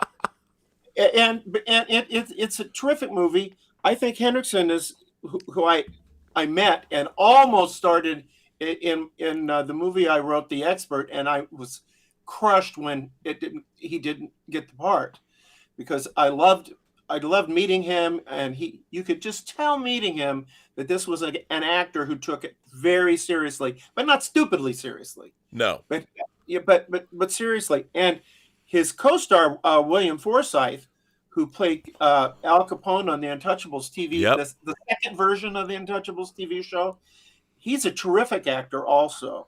Yep. I also got to meet him at one point. this doesn't impress you, Rob, because you're a Hollywood guy. But when you're an No, Iowa guy, it impresses me. And by the way, Forsyth also kills it in this movie. oh, he definitely does. In fact, he is such a good secondary character that one of the things you're hoping for is you want him to die big, like you want him to die big. So I mean, and you really root for him. Anyway, I really loved the movie. Thought it was well written, actually. Yep. This writer, I looked him up, Walter Doniger, and he didn't write many movies. He did early on in his career did some film noir. He did a good film noir called Rope of Sand, but mostly he was a TV writer. And when you see the TV shows he wrote for about 25 years, they're all top shows. Yeah. And you know, he also wrote an episode. He also was a director, and he also directed a ton of TV. So that's the other element of the creativity behind the scenes here. Is this guy Walter Doniger, who directed a very good episode of a little show I like to call Maverick in 1958. I heard that somewhere. That you did not go out on a date with your future wife to watch. It was a pretty good episode. I don't know if that episode was worth it, but it worked out in the end. It worked out in the end.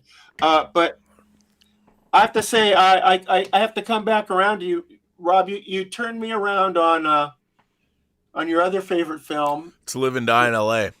You turned me around on that because I didn't like it in the theater, because I think the reason I didn't. Okay, I'm going to move into the next to the last film, and I don't have a copy of it handy because I mislaid it. We were off the air for so long. I mislaid some of my movies. Not that one. Not that one. Uh-oh. I want to talk about Kill, which is not a new movie. Oh, right. Yeah, I did. I know you guys talked about this already. I don't have to tell you guys about this movie. You're talking about the Indian film. Yes, and I don't have any. Didn't I send that to you? You handed it to me. You handed it to me in San Diego. Right. And it sat in the little stack I was working my way through, and my son came over and said, "Oh, you've not seen this yet?" And he said, "We're watching this right now." It's a steelbook, right? Didn't I give you the steelbook? Yes, the steelbook is beautiful. But my son Nathan, he really is kind of aficionado of the Indian films, and I've seen maybe half a dozen, and I like some of them very much. But he sat. The first thing he said to me was, "There's no singing and dancing in this movie." I said, "Okay, you know, I trust you," and we watched it, and I think it's one of the best, just frankly, best movies I've seen in a long, long time. I mean, what I love about this movie, and the premise is basically, I mean, a bunch of people on a train. There's good guys and bad guys, and we get to know a lot of both of them. And the bad guys are aboard to do basically a robbery, and it turns into something bloody and people die. And these, soldiers who happen to be in plainclothes happen to be on the, on the train. They respond to the situation, and it is a bloodbath on both sides of the equation. There's the good guys are create just as much bloodshed as the bad guys. I've never seen anything quite like it. I know we got halfway through the movie, and my son said, "What did you think?" And I said, "I've never seen anything that goes this far." He said, "It's just starting." And he was right. What it seems like to me, and the points I like to make about this movie, if you've not seen this, it is still around. I know Diabolique. I think Diabolique has it on back order, but I saw it available a bunch of places. I wanted to make sure I wasn't hyping something that you can't, lay your hands on. No, it's even better if you do that, because then people like I have to get it. Well, that is very true. But to me, it was the best zombie movie I ever saw that didn't have any zombies in it. And what it did was the thing about zombie movies early on, was you were confronted with these sort of with yourself. You know the great thing in Dawn of the Dead where the zombies are still going through the shopping mall, and the ghosts, they're the ghosts of who they were. But these are human beings facing human beings. And that great notion that the bad guys don't know they're the bad guys, that really plays here, because when the good guys kill any of the bad guys who are attacking, for Christ's sake, the bad guys are very offended that one of their own could be killed. Yeah, Right. Yeah. that is one of the big positive aspects. It becomes this clash between almost families, and it's got that violence level of the most violent zombie movies, but takes it up a notch because of that aspect, and because the violence is happening, totally to real people, and it is very gruesome violence. Now, the other point I will make, and I don't think I need to do a spoiler alert because I'm not going to be that specific, but one of the really effective things in this movie has to do with a sympathetic character getting killed, a major sympathetic character getting killed, and it rocks the whole rest of the movie is rocked by this moment. And you talk a lot about storytelling here, Rob. Yes. Very, very astutely.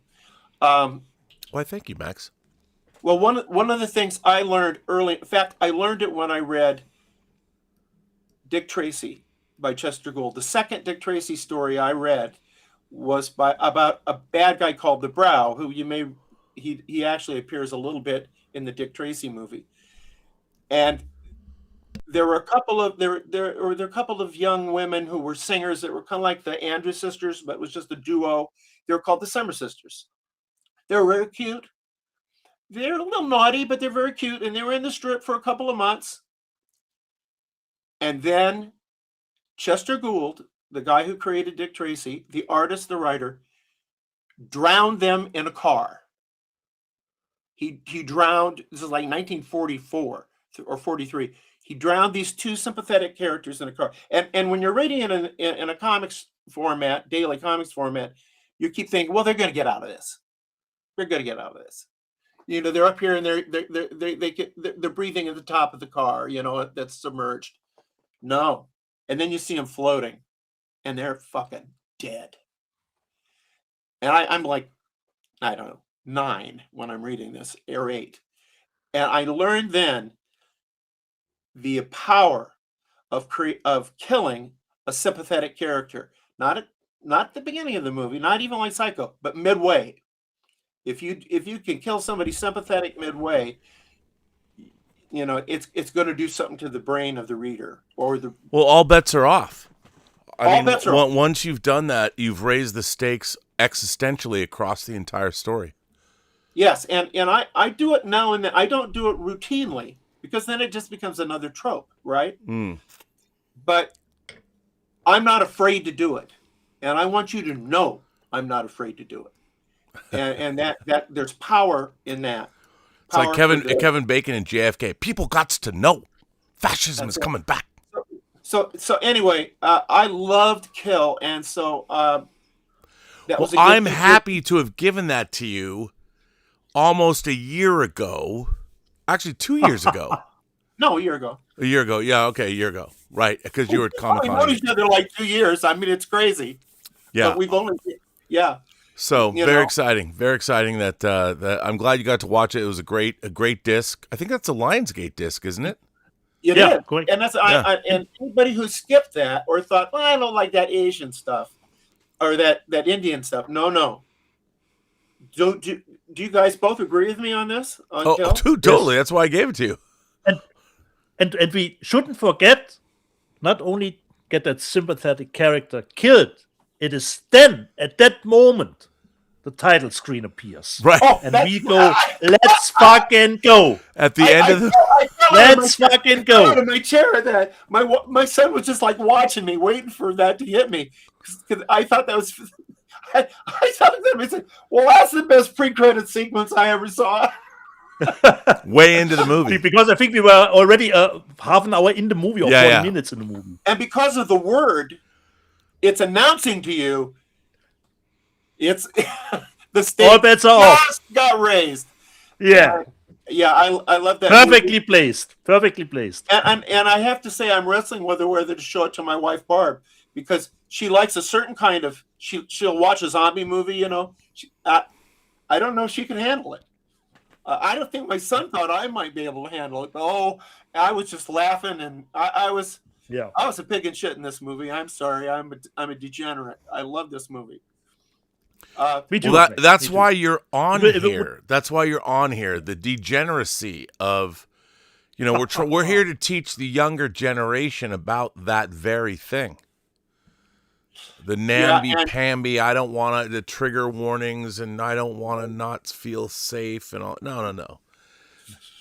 Well, just as a postscript, I'll tell you, I'm starting to show my grandson, who's 10, some real movies. You know, we've gone past the Pixar kind of thing, and he's been playing the game Clue with my granddaughter, who's 7.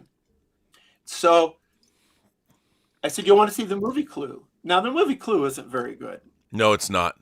In fact, I don't know if there's a movie that has more great people in it who are accomplishing absolutely nothing than that movie. Clue is a movie that people seem to love. They're wrong. It's kind of like the Goonies. All these people love the Goonies, and they're wrong about that too. And I tell people are always like, Rob, how can you possibly say that about the Goonies? How do you not like that film? And I'm like, go back and watch it. Don't listen to me. The film's fucking insufferable, and I defy you to get through it. No, watch it again. Well, Clue's that. Clue should have been great.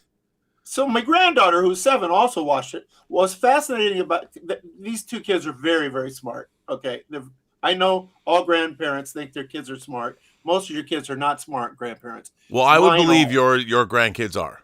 They've had great parenting and grandparenting. My 7-year-old granddaughter, who already likes murder mysteries at 7. Fuck yeah! Okay? So she's gonna be someone's prom date, and it's gonna be awesome. She watched that movie and just watched it as if it were an actual story, and was completely with it. And she said, "I like some of the humor parts too."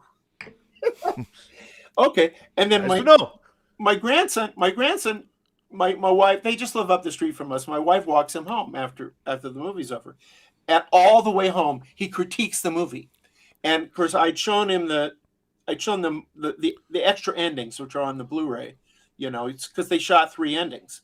Yeah. When it was originally released, as you probably will remember. Yeah, you'd get one of the endings, and they thought that would mean you'd come back and watch it again to get another ending. But who wanted to sit through that movie twice? I don't know. So all the way home, he's talking about how, and again, he's 10, how it's an invalid story, it's an invalid mystery because anybody could have done it, and it's not a real mystery unless only one person could have really done it. And I thought, okay, I figured that out when I was like 23, you know.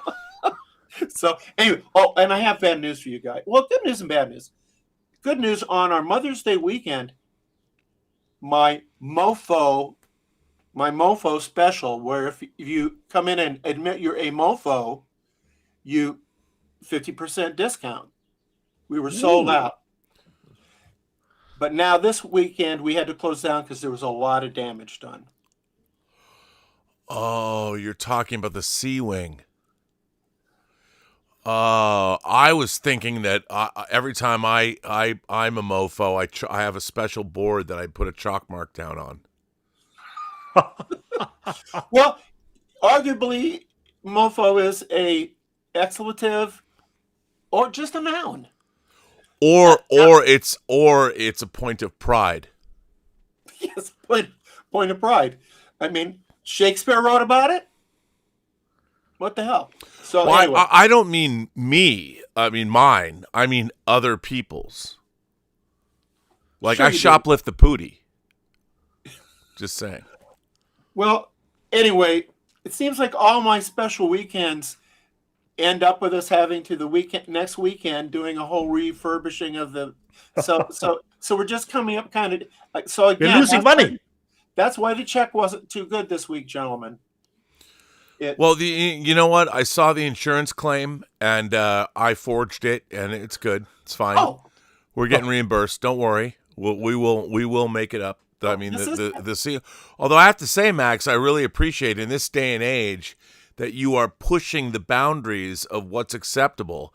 And what I really like is to see certain members of Gen Z come around and they're finally realizing what they've been missing out on. Their progressive performance bullshit has finally led to an idea that there is fun to be had, and they are showing up.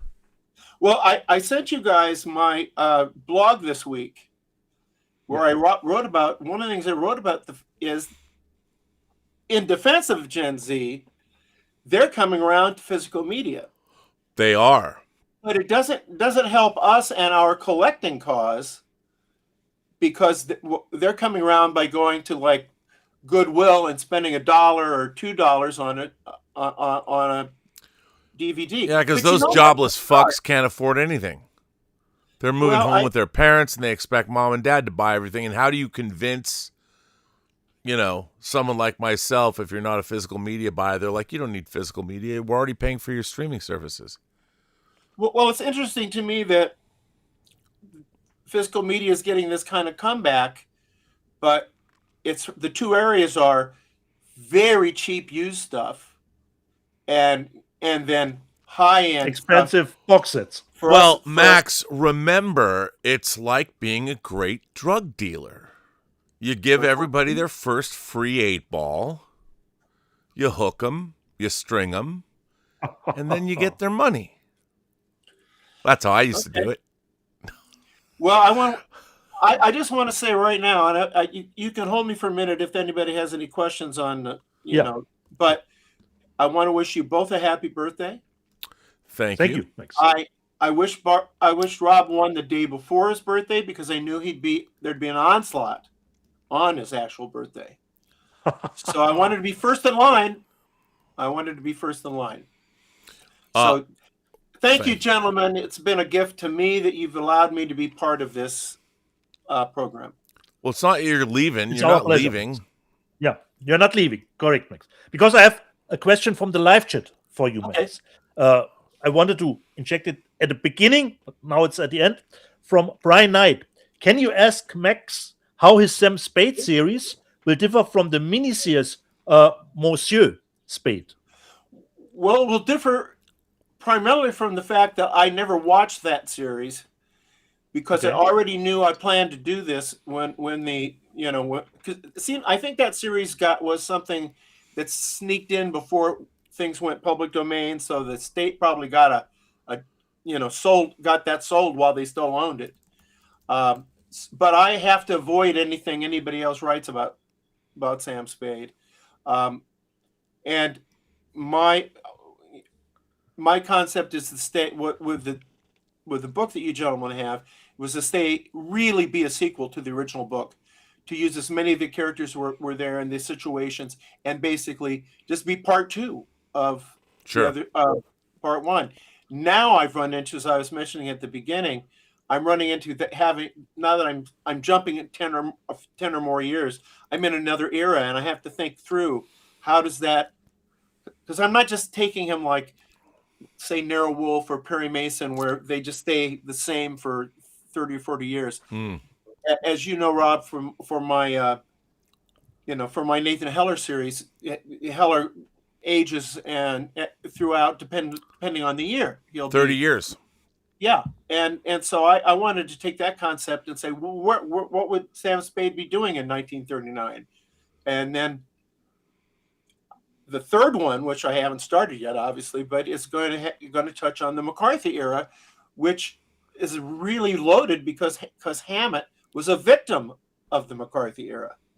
I mean, he actually did time because he wouldn't testify give Yeah. testimony at one of the hearings, and so that's going to be interesting. So I think in writing fiction, some element has to be challenging yourself, not because if I've done a bunch of series and I've tried never to repeat myself, and that's really, really hard because people come to the series because they like the comfortable old shoe of the character that they've come to love. But if they can't tell it from the book they just read, they'll go away. You've got to give them something new. Yeah, Agreed. Same but different, right? Yeah. Isn't that what we want from a sequel? I agree. The same but different. That's it. So, okay. And anything else, gentlemen? Well, Max, there's one thing. Yeah. The Richard Curtis, who's always been a generous supporter of this channel, says, I don't like Clue. Reason one, if you can have alternate endings, the mystery didn't work. Goonies is much better. Well, out of respect to you, Rob, and to the human race, I have never shown Goonies to my 10-year-old grandson. Namaste. Thank you for that. And look, here's the thing. Let me just say, I don't mean to deprive anyone. Like whatever you want to like. To be fair, Goonies came out in 85. I saw it when I was in 85. I was going to graduate from high school. That's when I reviewed it for my high school newspaper. I found it insufferable. Richard Donner, Steven Spielberg. It should have been great. I should have loved it. I did not. And I understand people see it and they get it. But I was always as I evolved and I would go back and watch movies that I really loved as a kid, I can tell, I'm like, okay, these movies weren't good. And there were movies, though, that were good, like Byron Haskins' War of the Worlds. When I was 5 years old, I saw War of the Worlds and Planet of the Apes, and both of those movies blew my fucking mind and set me on a path. That and watching The Twilight Zone. You watch those movies today, they're just as good as they were when they were made. The Goonies is a movie I thought was insufferable when it came out. I need to dig up I think I have them around here. I reviewed it. I had a column in my high school newspaper where I reviewed movies called Real Life, REEL, Real Life. And I will find my Goonies review and I will read it. I guess it didn't make the cut. No. Dieter, what do you think of Goonies? I quite enjoyed the Goonies, but I haven't seen it in a long time. Watch it again. So perhaps I need to watch it again. And you and I, Rob, and I think this applies to Dieter too, we're pretty adamant about the things we like and adamant about the things we don't like. Yeah. But there is a bottom line here, which is really enjoy whatever you enjoy. 100%. Like that's the thing. I don't understand why people take it personally on the internet. I like a lot of things that are admittedly shitty that I could never convince anybody to love. Especially when you're talking to younger audiences, it's very difficult to expect them to my idea that pop culture has a half-life of 20 years. I can't expect somebody who was born in 1995, right? And they probably started watching movies in 2005. They can't go back and watch a science fiction movie from the mid-'60s and dig it. They might. They might, sure. But it's a pretty good bet that they can't, because what they had in their lives, they had Star Wars, they had Jurassic Park, they had Blade Runner, they had Back to the Future. They saw all this stuff. And to ask them to go back before that and watch films that are admittedly, because no one took genre films seriously, especially science fiction, to go back and watch one of my favorite movies, Wild Wild Planet from 1965, they just can't do it. And I understand why and nor should they. Pop culture is of the generation that it gets to experience it when it's new. That's why I will never begrudge anybody that thinks Obsession is a transcendent horror film. Oh my God, it's fantastic. Yes, it might very well be. That's what I'm hearing, Rob. It's a masterpiece. That's what I'm hearing, Rob. That's what I'm hearing. And you know what? If you think it's a masterpiece, I will never take that away from you. I do think Godspeed. that the older generation, and I think we are of different generations, but we are older. Okay. Certainly. When you a year older. If you have children, grandchildren, you have nieces, nephews, whatever, if you can introduce them to things that you know they haven't had any introduction. Well, when they're younger, you can. When they're younger, you can. And their minds are open. They'll watch anything and everything, especially if you, as a person in their lives, tell them, and you can sit down and then have a conversation about it later because they don't know the difference. I'm going to challenge one of your beliefs, Rob, very soon, because you told me, and you told DIETER, you told us that Dr. No is too dated to work on a younger person. I did, and I'm right. I am going to sit down probably next week, and I'm going to show my 10-year-old grandson Dr. No. And he's going to think it's back to us. I predict. Okay, wait. Hang on a second. Has he seen any Bond movies? No, none. We're going to start at the beginning. Okay. Report back you know to what? Us. And I will be honest with you. I will be honest with you. I'm going to put money on this one. Okay. $10. $10. He thinks it's slow and a little boring. Okay. Next, did you take that back? I'll even do you better. I will buy you the next noir box set from whatever place. I'll buy that for you. Look, he might love it. Admittedly, I'm fighting against the fact you're his grandfather and he loves you, so he doesn't want to disappoint you. So he's going to say whatever. But at least I give a fuck about that. I mean, he's going to tell me what he thinks. All right, if you believe that, I'm willing to bet. I am willing to bet, having not seen a James Bond movie, and I only do this because I have an original Dr. No one sheet hanging up in my movie room under UV plexi, mounted to linen, all that. And even I, as a lifelong Bond fan, when I go back and visit Dr. No, it's rough. I believe I was in the 8th. I speak from this perspective. I was in the 8th grade. I was already reading the Ian Fleming books. I made my parents take me to the opening night of Dr. No on a school night. As they should. And it blew me the fuck away. And I have confidence that my DNA is in this child, and he is. The box set under, say, $65. The box set of your choice or the box set of my choice, that's the bet. But look, Max, I want him to. Don't get me wrong. Yes or no? Yes. Okay. I want him to love it. Don't get me wrong. I want him to love it. But even what I'm trying to say is I admit there's a reason why I have a theory about the half-life of pop culture is 20 years, 20 years, 20 years. You know, every 20 years it becomes harder and harder and harder. And no more so than cinema, because the advances in technology that occurred post-Star Wars make it very difficult. You can't ask a kid who grew up with Jurassic Park to go back and watch Valley of the Gwangi or The Beast from 20,000 Fathoms. You may have a point. That's all I'm saying. It's very difficult to do that. And unless those kids... What he says.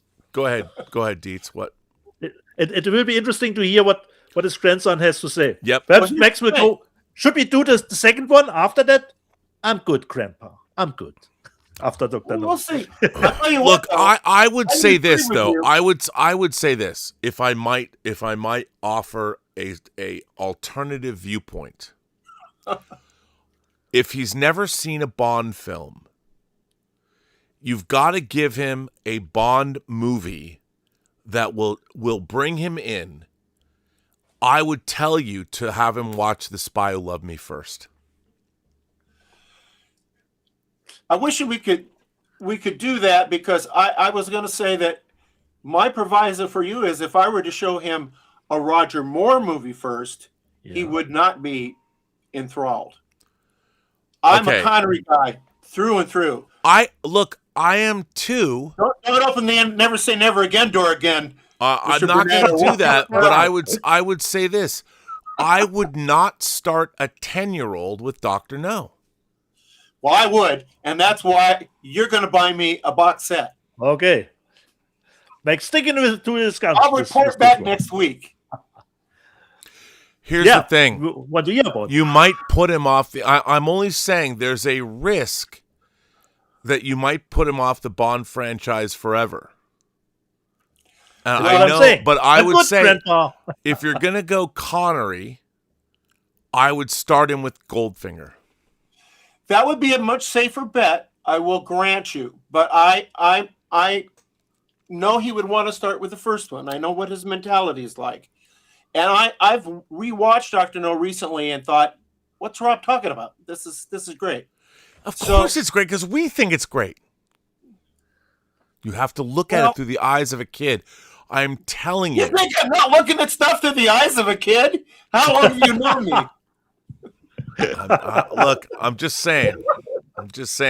You got one shot at this.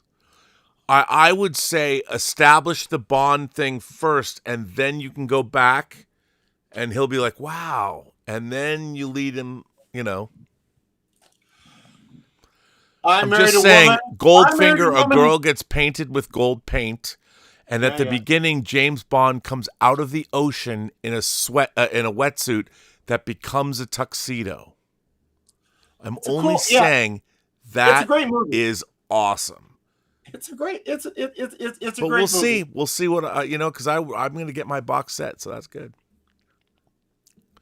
I'm going to pick it out. I'm going to have it picked out. I will announce what box set I want when you lose. No. We'll see.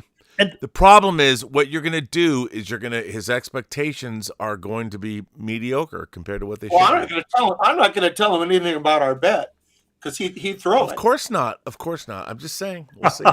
We'll see. Well, I would just say I married a woman. I married a woman who in 19, I believe the year was, and we got married in 68. I think You Only Live Twice came out in 67. Yes, it did. And she and I sat through it twice right in a row because she loved it so much. Because twice is the only way to live, according to the poster. I have a son who loves the James Bond movies. We did not produce amongst ourselves a child incapable of recognizing the value of Dr. No. That's all. I'm not saying that. It's not about his perception or what he perceives. It's not about that. It's about the movie itself. Oh, he's going to be a sore loser, Dieter. He's going to be such a sore loser.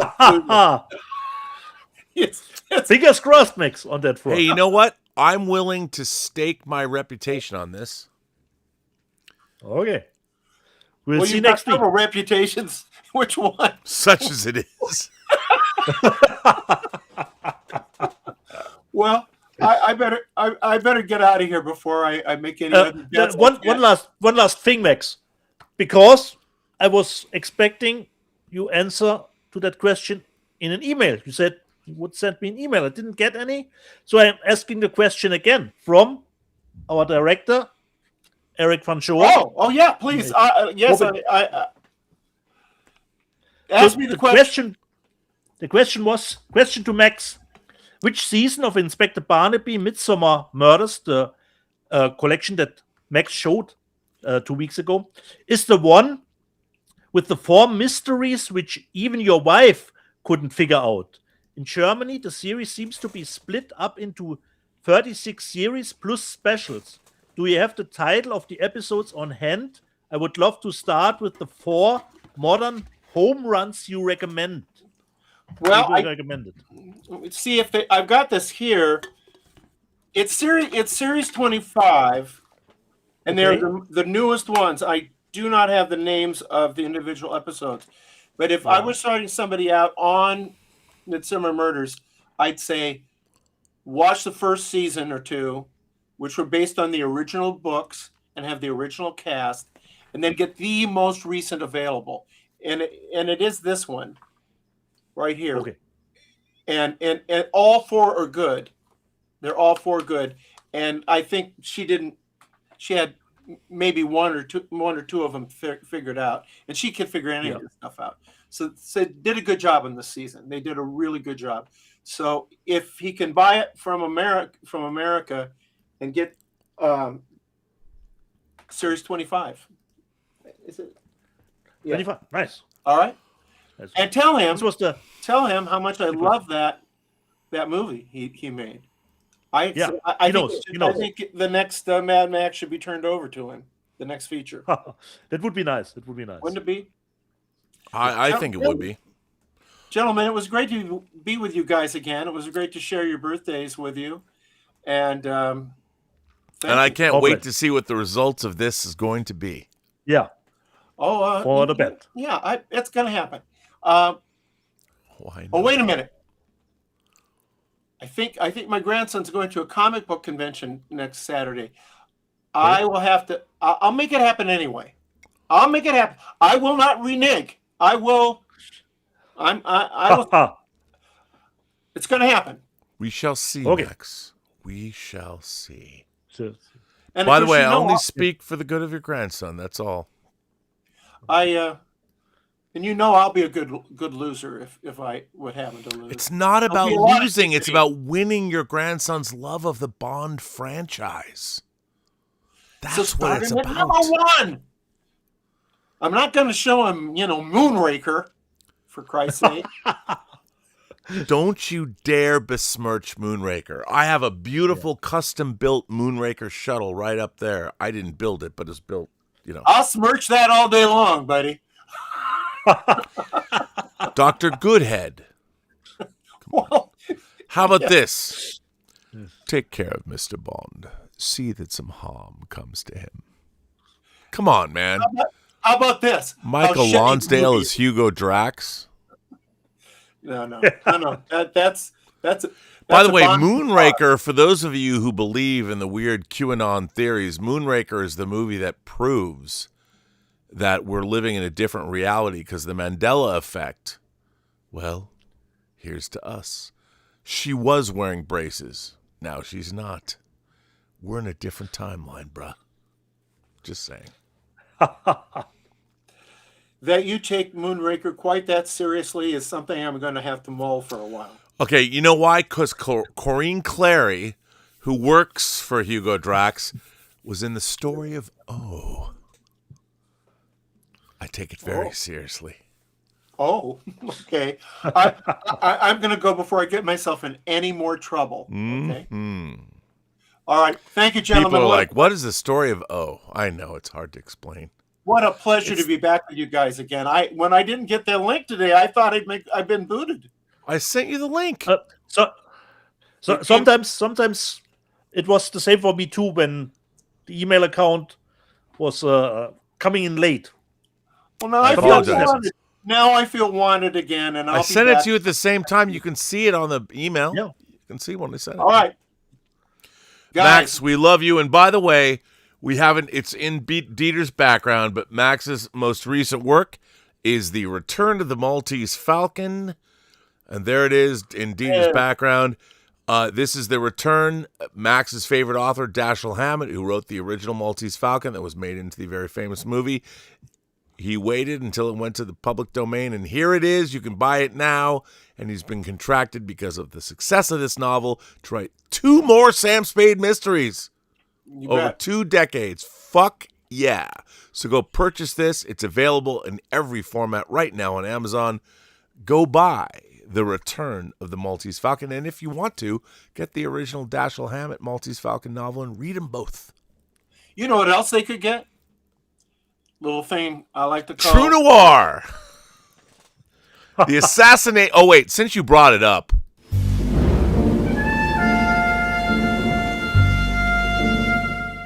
any good acting has behavior with it. Nathan, Nate, why? Why such bitterness? What have I done to you? Get out! You're no nephew of mine. As far as I'm concerned, you're as dead as that wretch Cermak. You have to embellish the words with a certain amount of gravity. Because we're talking about things that are really important here that are kind of secret. There's a natural kind of darkness when you talk about noir. You know, it's great. I love it.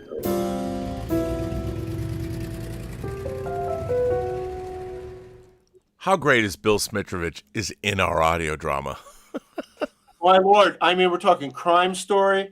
We're talking Nero Wolfe, where he was Lieutenant Kramer. And I'll tell you, one of the films I'm going to talk about next week probably is The Phantom, which is out in a beautiful 4K. Oh, my God. That 4K is beautiful. It's really good. And that book, that is very underrated. But I'm just sitting there, and this happens to you all the time, I know, Rob.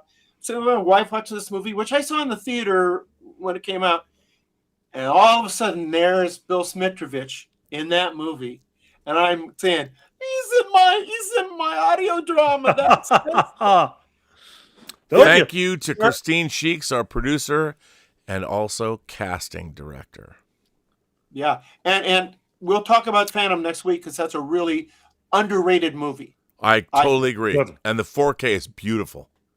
A beauty. And I also will be talking, I've already watched all of the British in that box set, the British box set. Oh, yeah, the British Noir. And it's a stellar box set. It's a real good one. And so we'll be talking about that next week. All right. Guys, thank you very, very much. All right, gents. Max, ladies and gentlemen, boys and girls, the great Max Allen Collins. We will see him next week and let him go. Max, thank you for being here. It's always amazing. In the live chat, Chris Linsky wants Max Allen Collins, why not stream your grandson and you watching the Bond movie? Oh, I would love that, but I don't advocate, streaming kids' reactions, but whatever. But that's not a bad idea. By the way, we will trust Max to tell us the truth. Yeah, we will see. I believe him. I think Max is a trustworthy man. I just think that I'm always trying. Can I just say the reason that I say this is because I started working in a video store when I was 13 in 1980 at one of what was considered the second video store in the United States. And my whole raison d'etre when I was working in a video store was I loved to be able to recommend movies to people that would love the movies I recommended. I wasn't interested in foisting movies I loved on other people. What I wanted to do was give them a curated experience that they would love. And that's the only reason I say this, because you have to look into every single person's eyes and you have to make a judgment based on what they've told you previously and what they will give you later. And I know from my own experience, I don't think that showing a 10-year-old kid Dr. No as his first James Bond experience is the best way to go.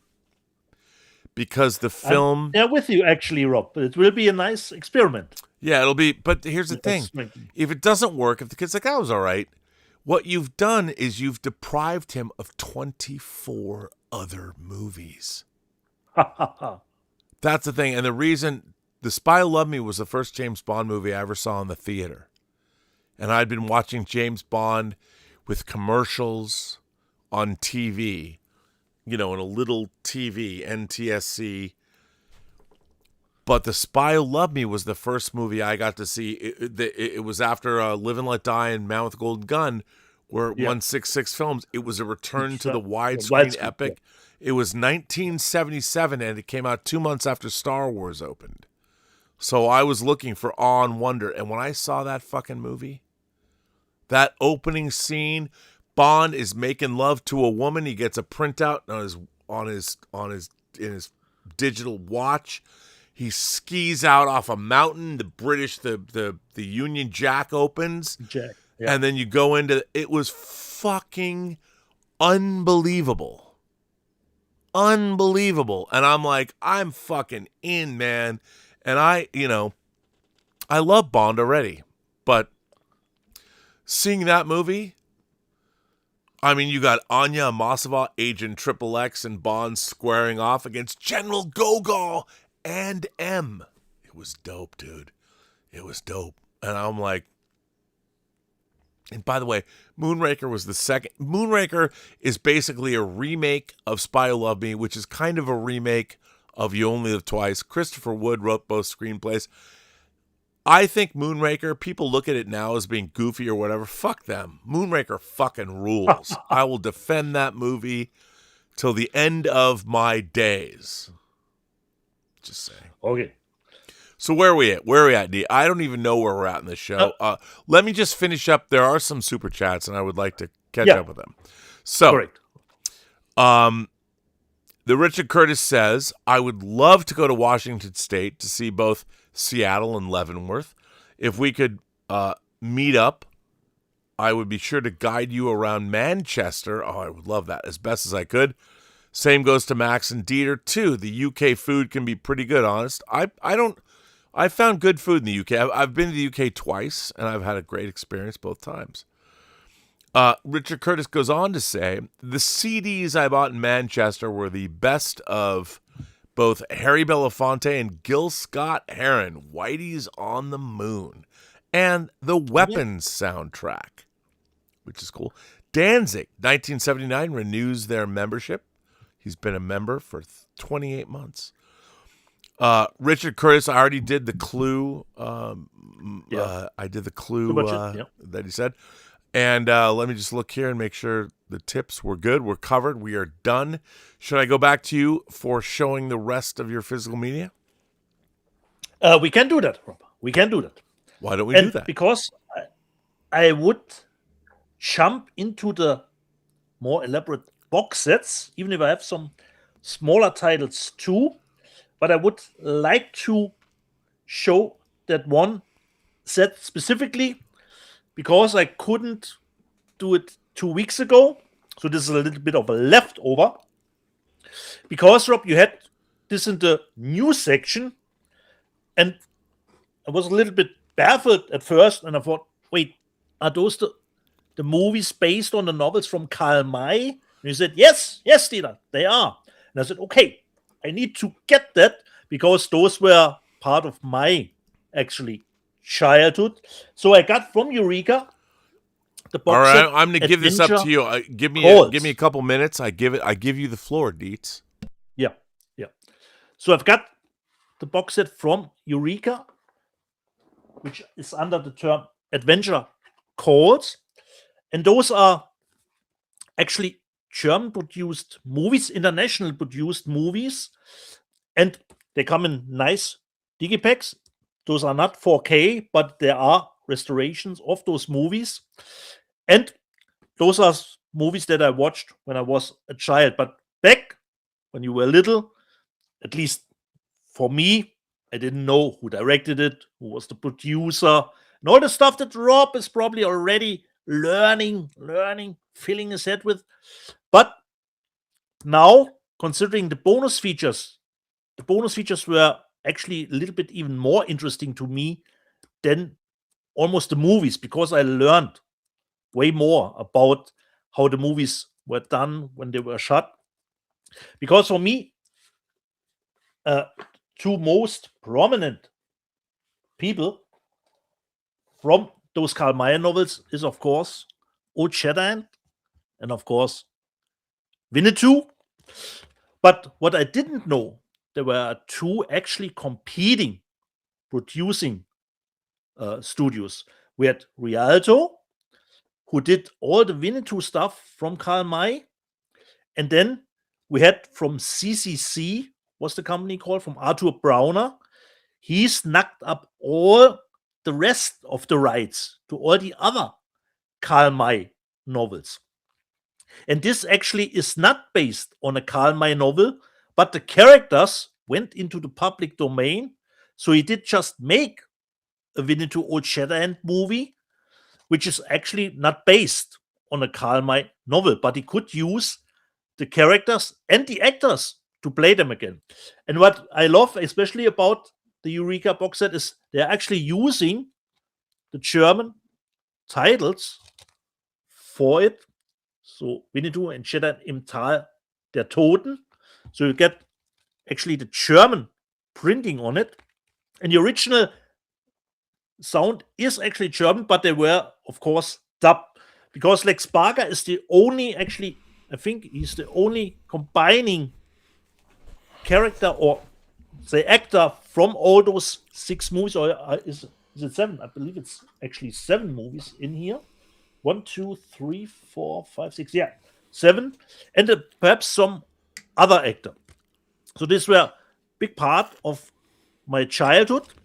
So there are 2 movies featured on one Blu-ray, which normally would be upsetting, but considering how older movies are shot, you don't have frantic camera works, it works for me. I was totally amazed by how the movies looked. So this is the first one, O'Shaughnessy and Winnetou.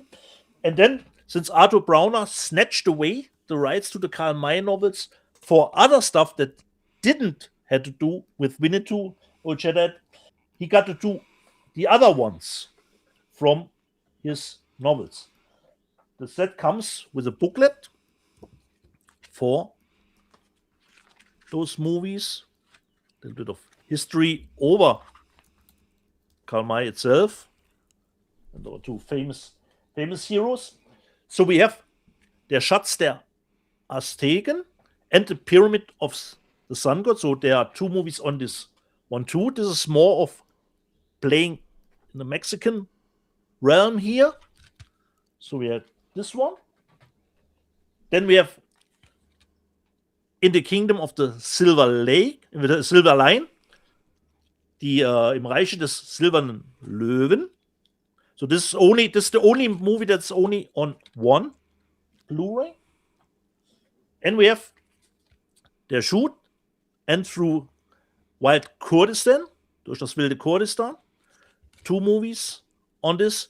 And I really loved, like I said, the bonus features who give me a little bit more insight, because I wasn't aware that there were 2 production companies a little bit clashing over who's doing the movies, getting the rights together. So now this box set made a little bit more sense to me why those movies are in those sets. Those were all the movies that Arthur Browner produced, and the rights that he snatched up for doing his own versions. And those were big international productions, which are, of course, a little bit comical today's standards, but they were really big productions and big hits, mostly big hits in Germany. So this was the Adventure Call set. Wait a little bit. So really, really nice what Eureka has put out there. Then we got, let me see, I've got some Arrow stuff to show. And I've got the Nightbreed set, the 4K set, that they put out with the theatrical cut and the director's cut. But the director's cut is a little bit put together from stuff, because as far as I know, there is not one source that you can use for replicating the director's cut. And it got a reversible cover artwork. This is not one I've ever seen used for Nightbreed. It looks like this. Never seen that poster artwork for Nightbreed. So we got 2 4Ks for the theatrical version and for the director's cut. And it comes, of course, usual with the poster and a booklet for it. And nice. Great makeup effects. So you get both versions, but like I said, this is a little bit stitched together from existing materials, but there's not one existing master. So Nightbreed 4K from Arrow. Then from Shout, considering the Golden Princess movies, I don't think I've ever seen those 2 movies. So this is blind buy, actually. I've got the Tiger on the Beat collection. This 1 and 2, like it says on the front. We have always the 4K and the Blu-ray. I don't think, perhaps I've seen them, but I can't remember. One even features Joanne Fett, it seems. So 4K and Blu-ray.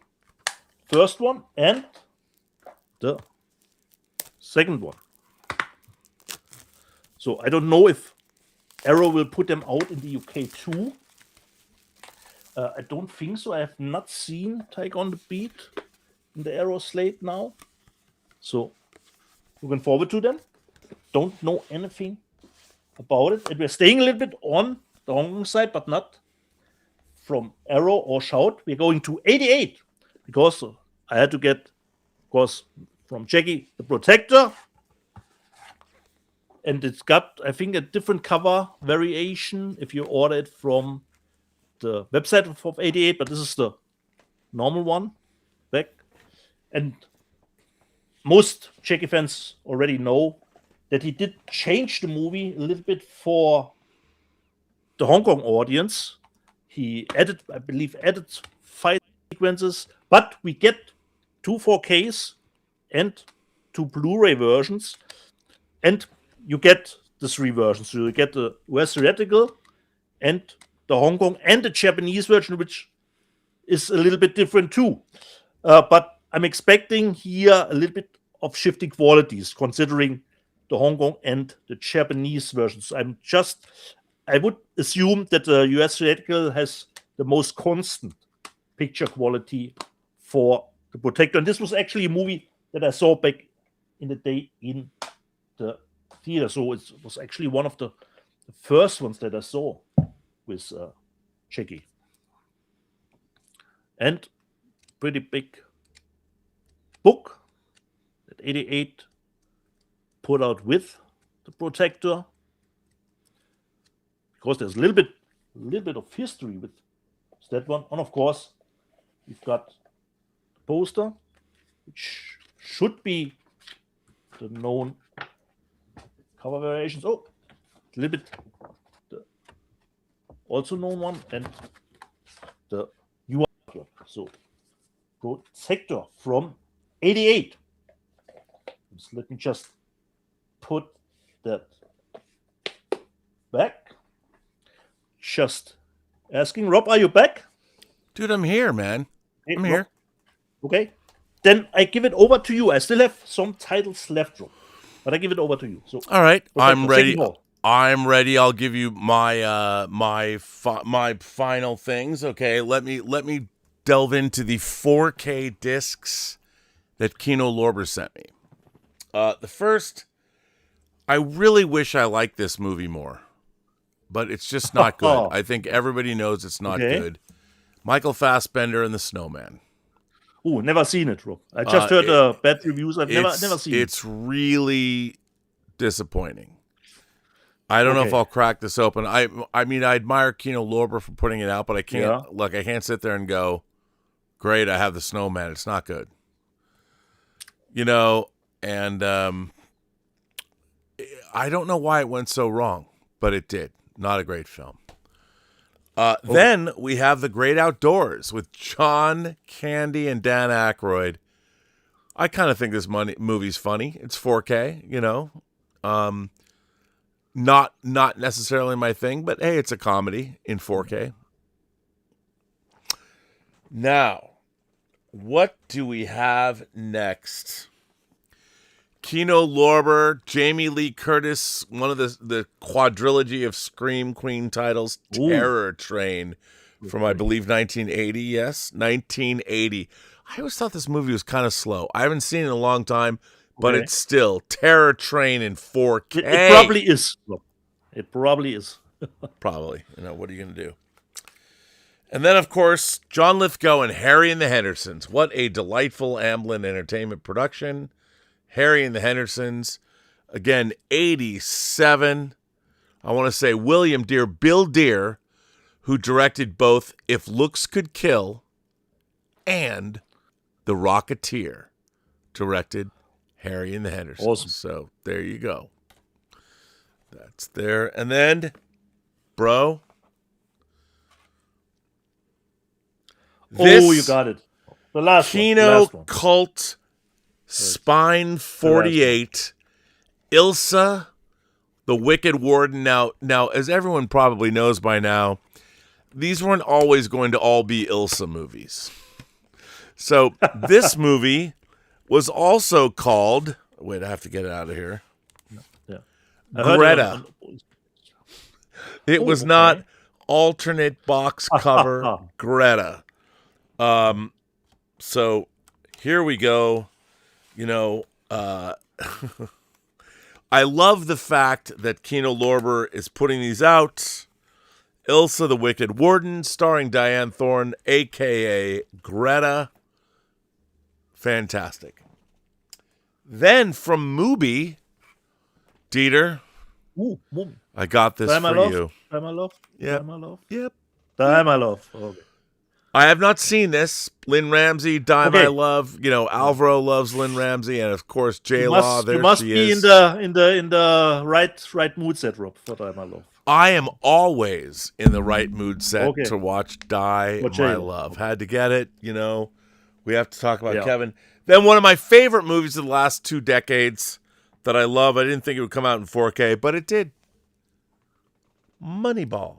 Oh, Moneyball. Moneyball with Brad Pitt and shout out to Sony because why?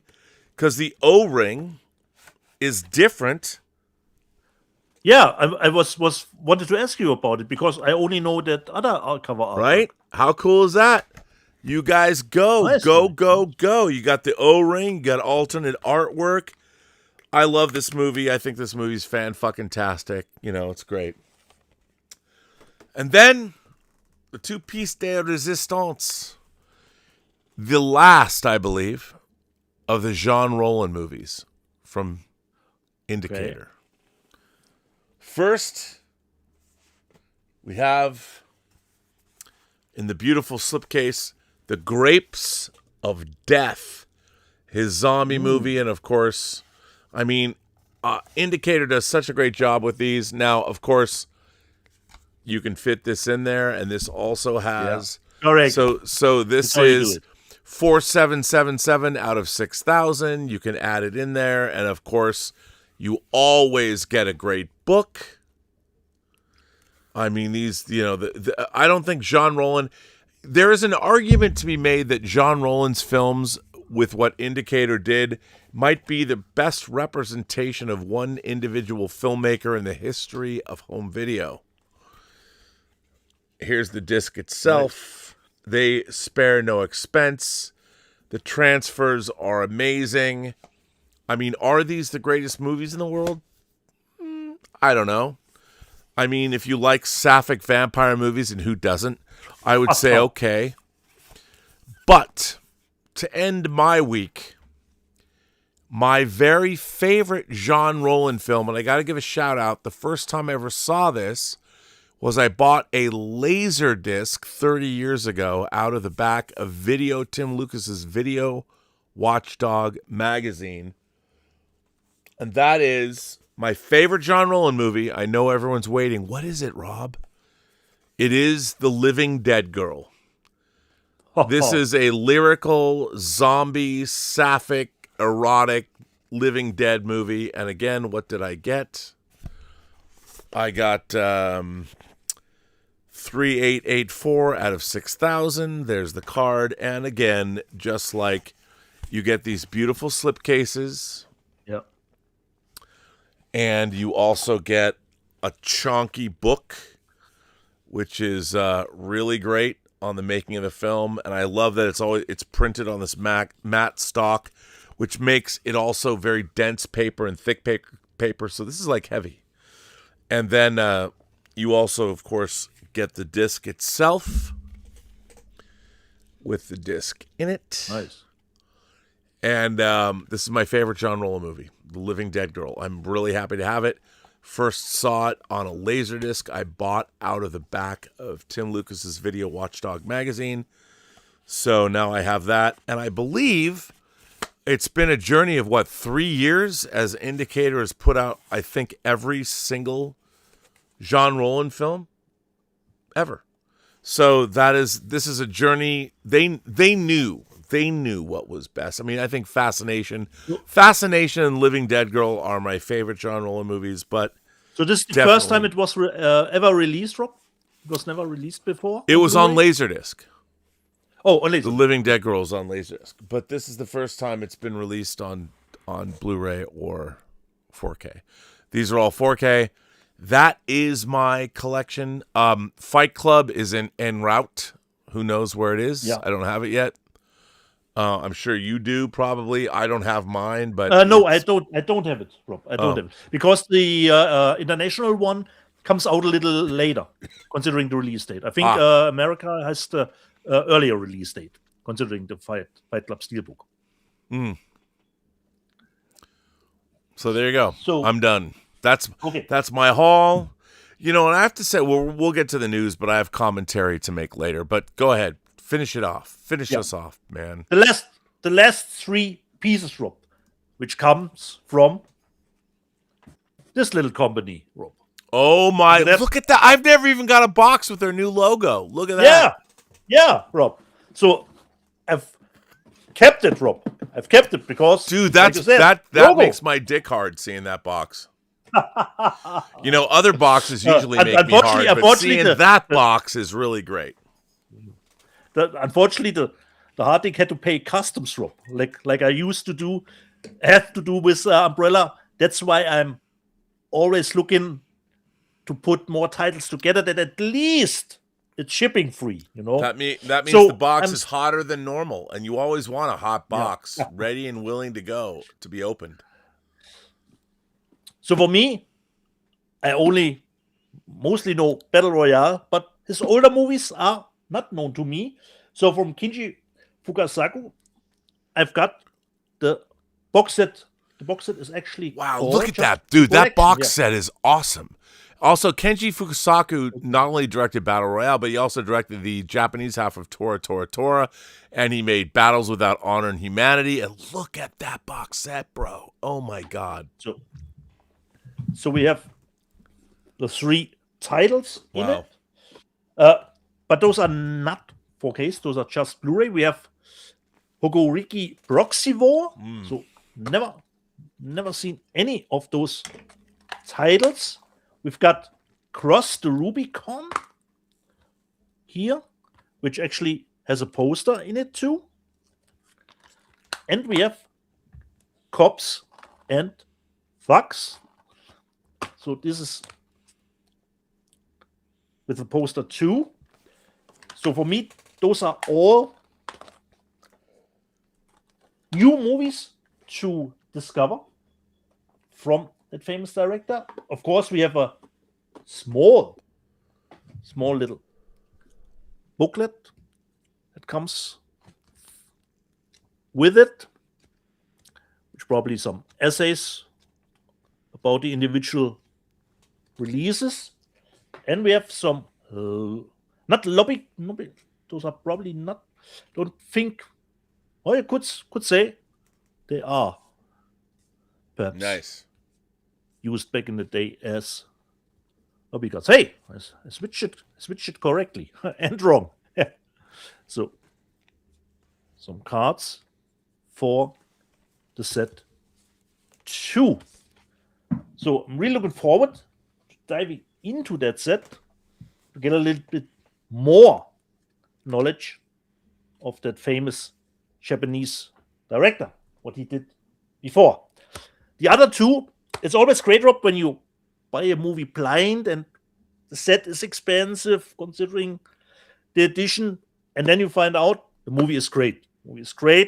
I've never seen it. It came out in 2006. That is around the time when we got the switch from DVD to Blu-ray. It could be that the movie got released on DVD and I was, no, I'm not buying Blu-ray anymore. It's a French movie and it's called Tell No One. And this was really a nice surprise for me. Never seen it. Totally great thriller. I love that movie. Totally great for me. Never seen it. Perhaps it gotten a little bit of a later release on Blu-ray. So we have a different cover artwork here on the O-ring and different one here. You could switch it so you can get of the big rating, Australian rating. So we've got a Blu-ray poster for it.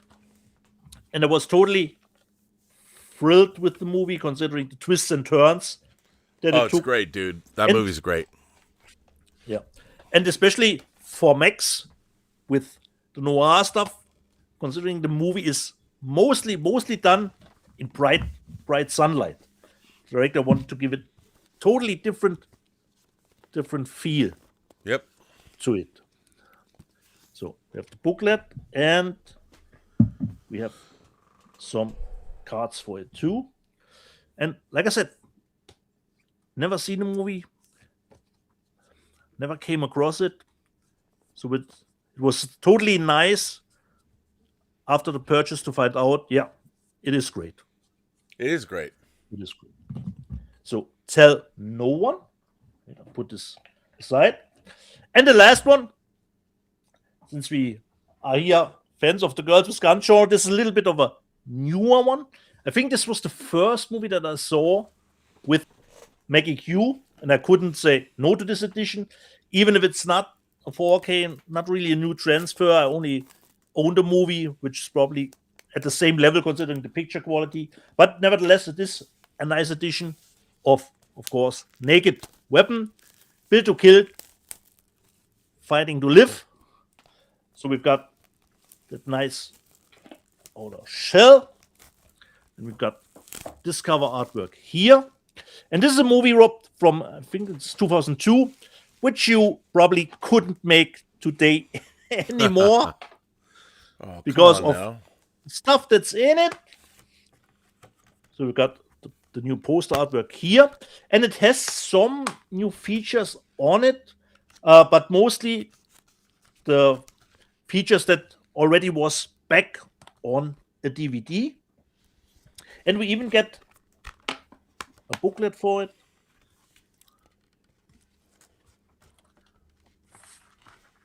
So, totally Very fan. cool, man. Because this is one of those movies where I say, yeah, I know the movie is actually not good, but it's awesome.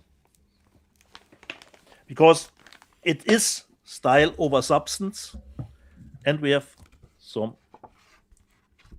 cards for it. What's not to love? Exactly. But you couldn't do this movie anymore today. I'm sure of it. Considering there are childs getting shot, and a little bit of a gang rape. And I'm lucky that Umbrella is always has done what we are asked about. Make it small enough that you can easily fit in, especially if they are featured with the limited edition number. And not gonna lie, Rob, should there ever be a 4K come out of Naked Weapon, I will double dip the movie again. So this is the last one, Rob. Naked Weapon. Well, of course you will double dip, as I would expect nothing less of you. Because my God, Dieter. All right. Well, that brings us, I think, to the news. Yeah. But I would ask you, put everything back together. Yeah. Could you do? Oh, you want to put? I was going to say, can you do the live chat first? Yeah, I can do the live chat first, Rob. Can you? Problem. No problem. Yeah, certainly. Certainly. All right. I have it right here. So, from 2 weeks ago, hopefully I have all the context left in my head. I will keep the stuff that is concerning to Rob for when he gets back. And Major Chiches to Paul and Brunato. Thanks for getting me Dieter's address. I mailed him something last week. Who knows when he'll get it? And I already showed it. I got it actually pretty quickly, I believe. The Alex Sorber critics are even more useless than they ever were in 2020. 2026. Alpedal, I was lucky with my Suspiria. It was packed in a triple double safe box from my Danish seller. Good luck. Congrats to you. But like I said, I ordered it 2 times from Cult Films and from Amazon, and both were damaged. And Alpedal continues. I'm always skeptical with Hanse because I said 2 weeks ago, Hanse Sound put out Renegades, The Crush with Lisa Silverstone as a 4K media book, and the 4Ks are atrocious.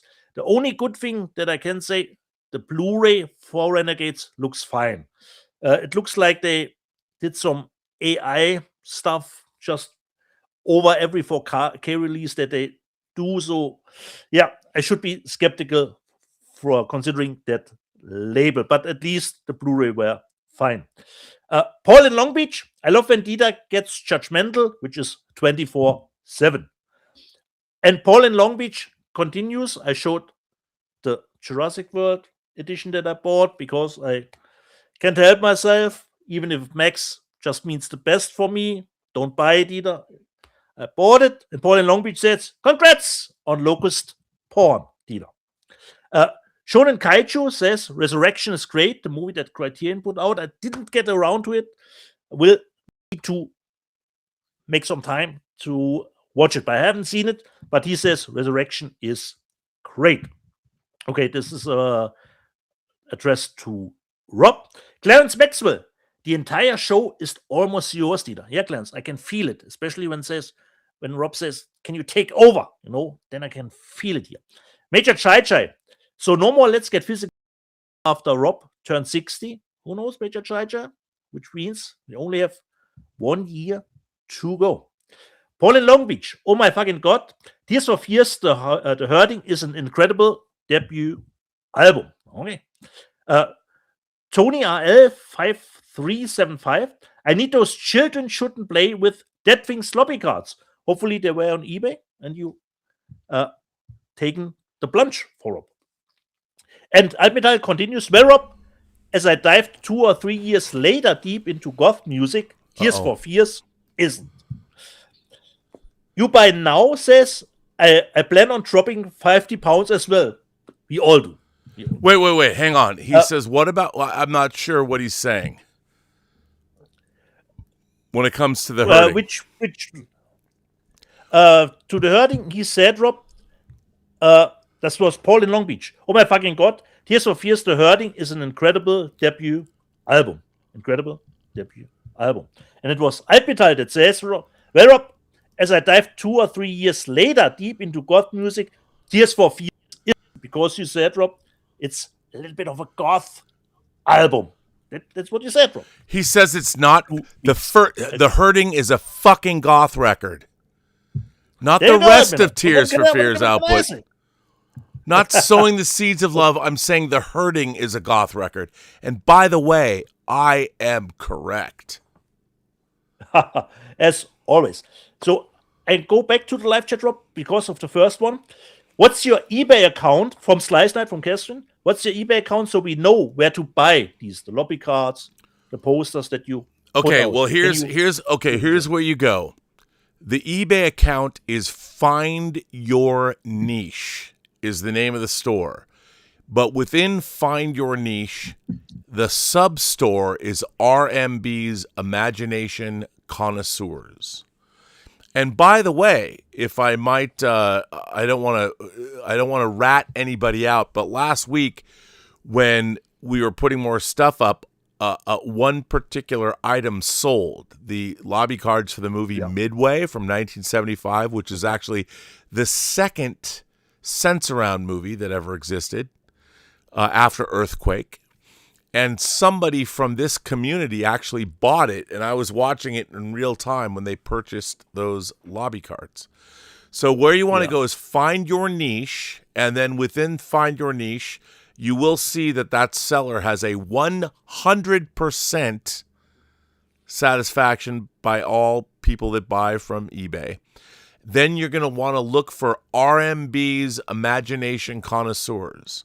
When you click on that, within the subheading, There's all the different formats, all the different things, and all the different subjects. And we just dropped on Friday and Saturday about 100, more than 100 horror items. All kinds of things, including there's some amazing stuff. There's a 1951 Frankenstein insert. There's rare things you could never get. Lobby card sets so I should explain that up to the mid-'80s, all movie posters from 1920 to basically 1985, and actually beyond, but were all published by one company that all the studios use, the National Screen Service Corporation. And in the mid-'80s, the studios started to control their own marketing. Like Warner Brothers, the first time I remember them was Mad Max Beyond Thunderdome in '85, and they would do their own work and they would publish their own posters. But the National Screen Service Corporation finally folded forever in 2000. But what they did was they made one-sheets, and one-sheets became the de rigueur. That was the posters of the day, and they were originally 27 by 41, and in the mid-'80s, because they had a white border, they got rid of the border, and movie posters were 26 by 40. So a friend of mine who I've been after for 45 years used to work at National Screen, and when they closed the Seattle office, they were literally destroying everything they had in there. And they had posters all the way back, So he asked if he could take whatever he could grab, and he took about 4,000 pieces from the National Screen Service Corporation, posters that were never circulated, because movie posters were either supposed to be destroyed or sent back. But these were uncirculated posters and lobby card sets, and they stopped making, like, for instance, a one-sheet, 27 by 41, but there were 3 sheets that are 41 by 81. And then there are 6 sheets that were 81 by 81, and they were in 4 separate panels, and they would be glued like wallpaper to the wall. But I have uncirculated in my auction, uncirculated 6 sheets, like we have coming to auction when we do our bond. And by the way, every week we've been dropping, like this week was horror to celebrate Obsession. Yeah. Next week is Star Wars. We have original Star Wars uncirculated A sheets, a D sheet, a 30 by 40. Some amazing Star Wars stuff, incredible science fiction stuff, James Bond things. We have a James Bond 81-inch by 81-inch Live and Let Die poster. Incredible stuff. Incredible stuff you could never get anywhere else. And so if you go to Find Your Niche on eBay, and then in the subjects, look for RMBs, Imagination Connoisseurs, click on that, and you'll see every format of everything from the National Screen Service Corporation. And we dropped over 100 items, horror items, original, a brand new uncirculated Texas Chainsaw Massacre one sheet. We go back. There's so much cool stuff. It's unbelievable. Things you will never see again. So there you go. Couldn't you put the link in the transcription, Rob, of the show? Yep. The link I will do that. I'm just telling people, and I will give you the horror transcription right now. So yeah. So where are we at? What are we doing next? The live chat. That was the question, Rob. Where do we need to go to see what you have put up? Because the Grayscale asked the same thing. When we'll be able to see these posters? Rob will put the link in the transcription. Oh yeah. The show. So let me just see. There was the herding. One more. Tears of Fears. I plan. From Ramon Thompson. Hello. What is your favorite superhero TV show growing up? Mine is The Incredible Hulk with Bill Bixby. Well, Ramon, I only remember actually The Incredible Hulk as a superhero TV show when I grew up. Considering superhero TV shows at that time, there was not many. Rob, was it a little bit different in the US considering superhero TV shows? Or what was your favorite, actually, superhero TV show? Well, I think my favorites, like you said, The Incredible Hulk, but I think my favorite superhero show was probably The Greatest American Hero even though it was kind of funny. Okay. I did like that the most, although I think that came after the Incredible Hulk. So, yeah. No idea. So there was actually not, from my perspective, not a lot to choose from. The Alex Sorber, Hardboiled, and the Killer 4Ks have been officially double-dipped. Yeah, like I did as well. And I totally forgot, Rob, I did send you 2 pictures over WhatsApp because considering one of the great cover artists, Tony Stella, passed away. I He did know. a lot of those arrow covers, which is insane, the covers that he did. Because I didn't know, one of my friends that I gotten to know through Let's Get Physical did let me know that he did designed a lot of those great poster artworks. And last week, Max were showing the big combo. And Kelvin Welburn says, I thought the show is the big combo. Peter Bohr says, hi all, glad to see you guys back. You were missed last week. And it goes on, missed Max too, and got to agree either way with him. Major Chai, considering Max presented those Midsummer murders, Major Chai says, that county sure has a lot of murderers. After 25 years, is there anybody left in the county? Good one, Major. Perhaps they are finally gotten rid of it. This was the question that I asked Max. Then we had Adventure Square. Oh man, watched Arrows the Killer last night, and Hardboiled last week. Had been decades, what gantastic, mind-blowing actioners. Couldn't agree more. Then Adventure Square says, love me some Cynthia action movies. Yes, everything that is with Cynthia is of course great, but we did make a little bit of a mistake because Max asked if Yukari Oshima is Cynthia Khan. No, actually, she's not Cynthia Khan because I took a little bit of a plunge. She's actually Cynthia Luster was her other actress name that she used. Cynthia Khan is actually Cynthia Khan, so we made a little bit of a mistake there. Then this was the question from Eric, okay.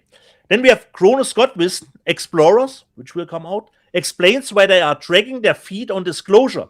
It's just a bunch of kids. Justin Toner, when it comes to Joe Dante, I want a 2.5-hour assembly cut of Gremlins to be released on physical media. Yeah, I heard about that showing from Joe Dante. Yeah, but I mean, it's not done. different- I'm against releasing films that aren't finished. I mean, even Charlie de Lauzirika finished the assembly cut of Alien 3 for the Blu-ray set, and they finally went in and got people to revoice things, and it's just nobody. Look, as smart as people are, releasing unfinished versions of films is a bad idea because they're not done. And people forget how subtle a music cue can be, an effect shot can be, editorial can be. There's a reason why assembly cuts are not released to the public. I vehemently disagree with releasing assembly cuts to the public. So no chance, Justin, for you to get it ever. Just saying. Major Chai, I've seen Fire and Ice. How the heroine kept her bikini from snapping, I never know. And I don't care. I will buy the me too. 4K for sure. The Alex Sorber, Inner Space I saw at cinema and never since. I'm the guy who didn't like it. Okay? I didn't love it, but I bought it. I haven't seen it since then either. Yeah. And this was actually this was the last live chat, Rob, from 2 weeks ago. All right. Well, we've got a few more super chats. So Major Chai says, what's the genre of the next poster drop on eBay?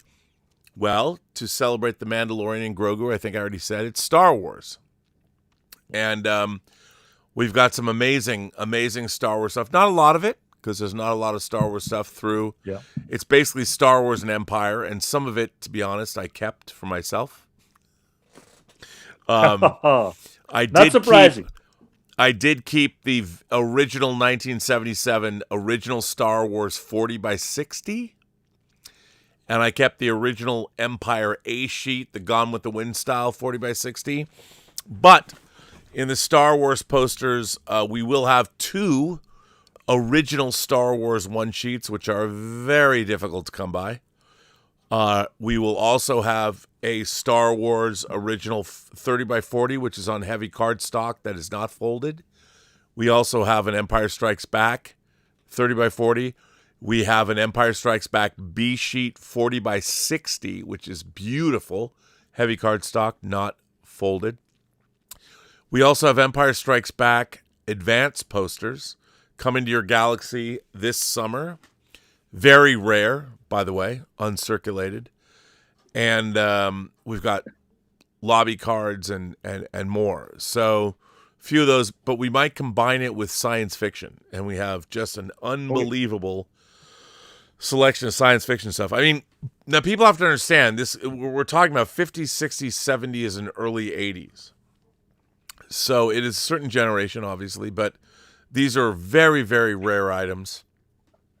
And you can get, these are original, uncirculated National Screen Service Corporation, original movie posters, lobby cards, inserts, 40 by 60s, 30 by 40s, 3 sheets, which are 41 by 81 inches.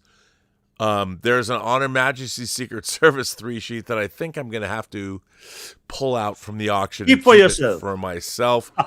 But there's 81 inch by 81 inch Diamonds Are Forever and Live and Let Die. So we're doing Star Wars, and then every time there's a big movie this summer for the release of Supergirl, we have Superman posters. We've got posters from Superman the movie, and we have posters from Superman 2, the original Superman 2, including advanced posters with the 3 villains from Krypton. We've got lobby card sets. We have Disney sets. We have fantasy that's going to be released when He-Man opens. So, and then all these are going to be, they're going to collectively be there. They're not going to sell all at once. But it's going to be fun. And ultimately, we have about 4,000 items. Ooh. And the one thing about this is these are uncirculated. You will never, some of the things are circulated and you'll see on the pictures. You can see what has been used. But for the most part, we have 500 lobby card sets. Lobby card sets are 11 by 14, and they are on card stock, so they're not folded. They stopped making lobby cards in 1980. They made some things all the way up to 82. But lobby card sets, it's very difficult to find full, complete lobby card sets. We have 500. So when you go and look for the lobby card sets for Rocky Horror or Ken Russell's The Devils or Empire Strikes Back or Carrie or Creepshow, they're all full sets that you do not see very often. And I would say on the planet Earth, full lobby card sets for really sought after stuff, very few things. But check out the store. You might find something you want. There's a lot of really rare stuff there. But the problem is it's not present.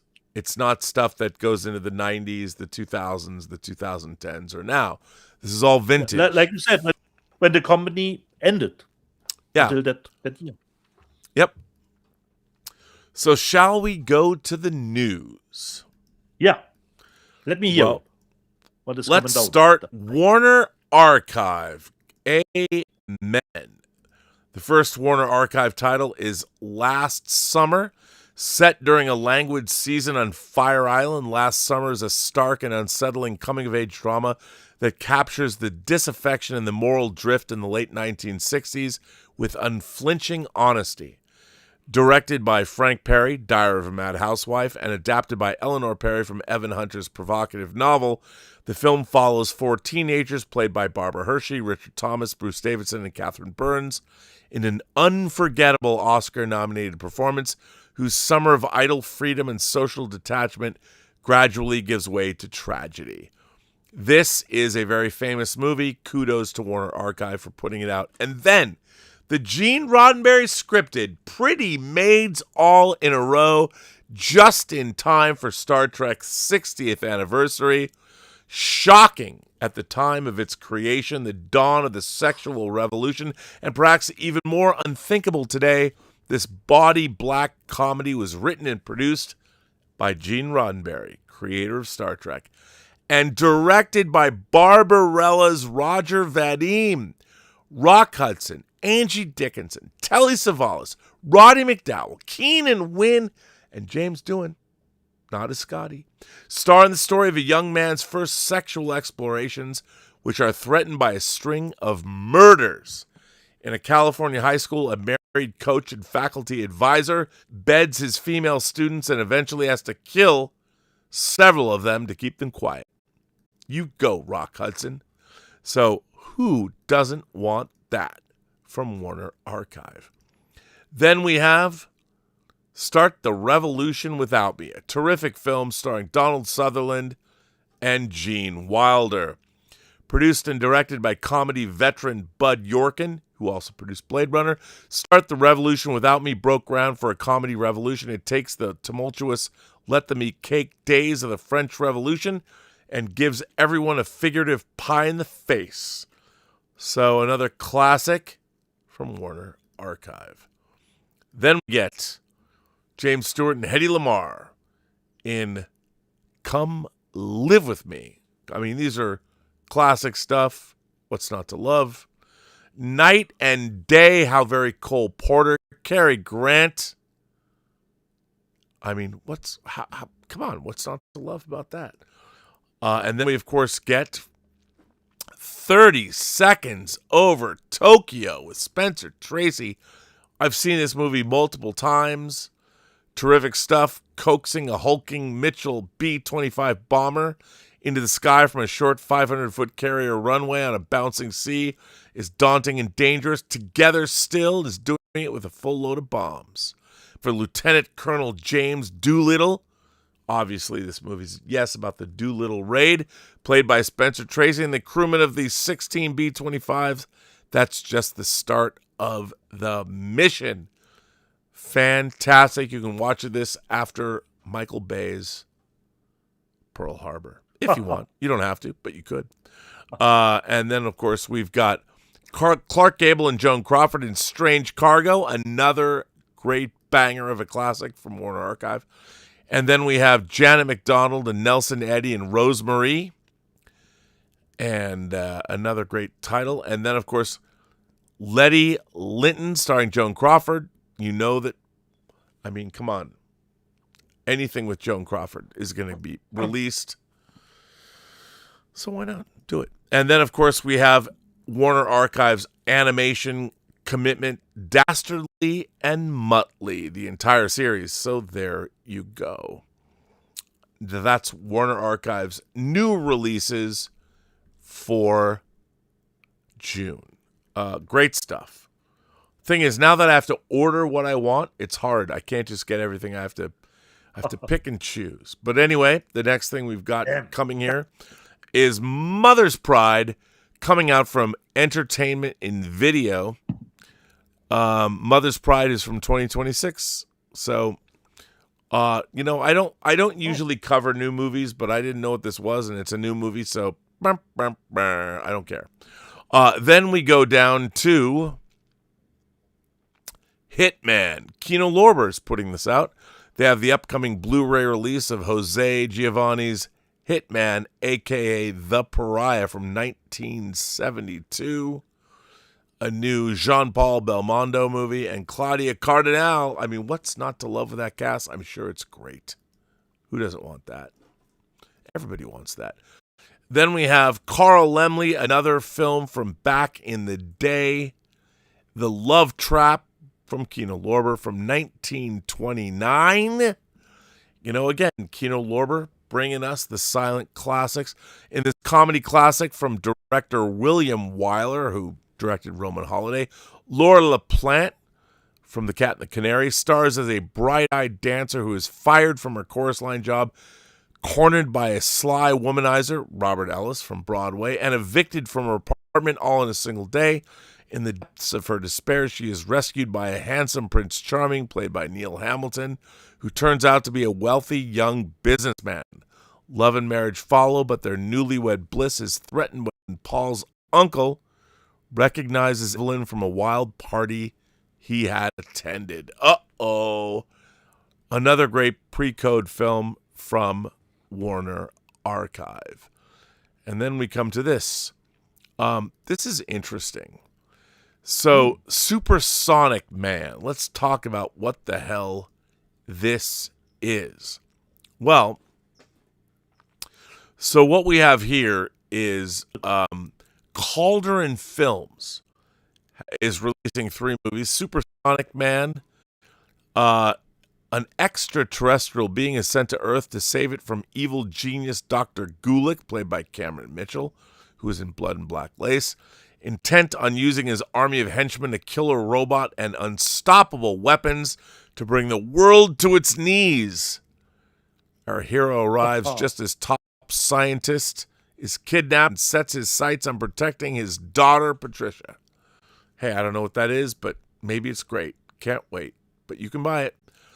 And then we also have from Calderon Films, Emergency Squad.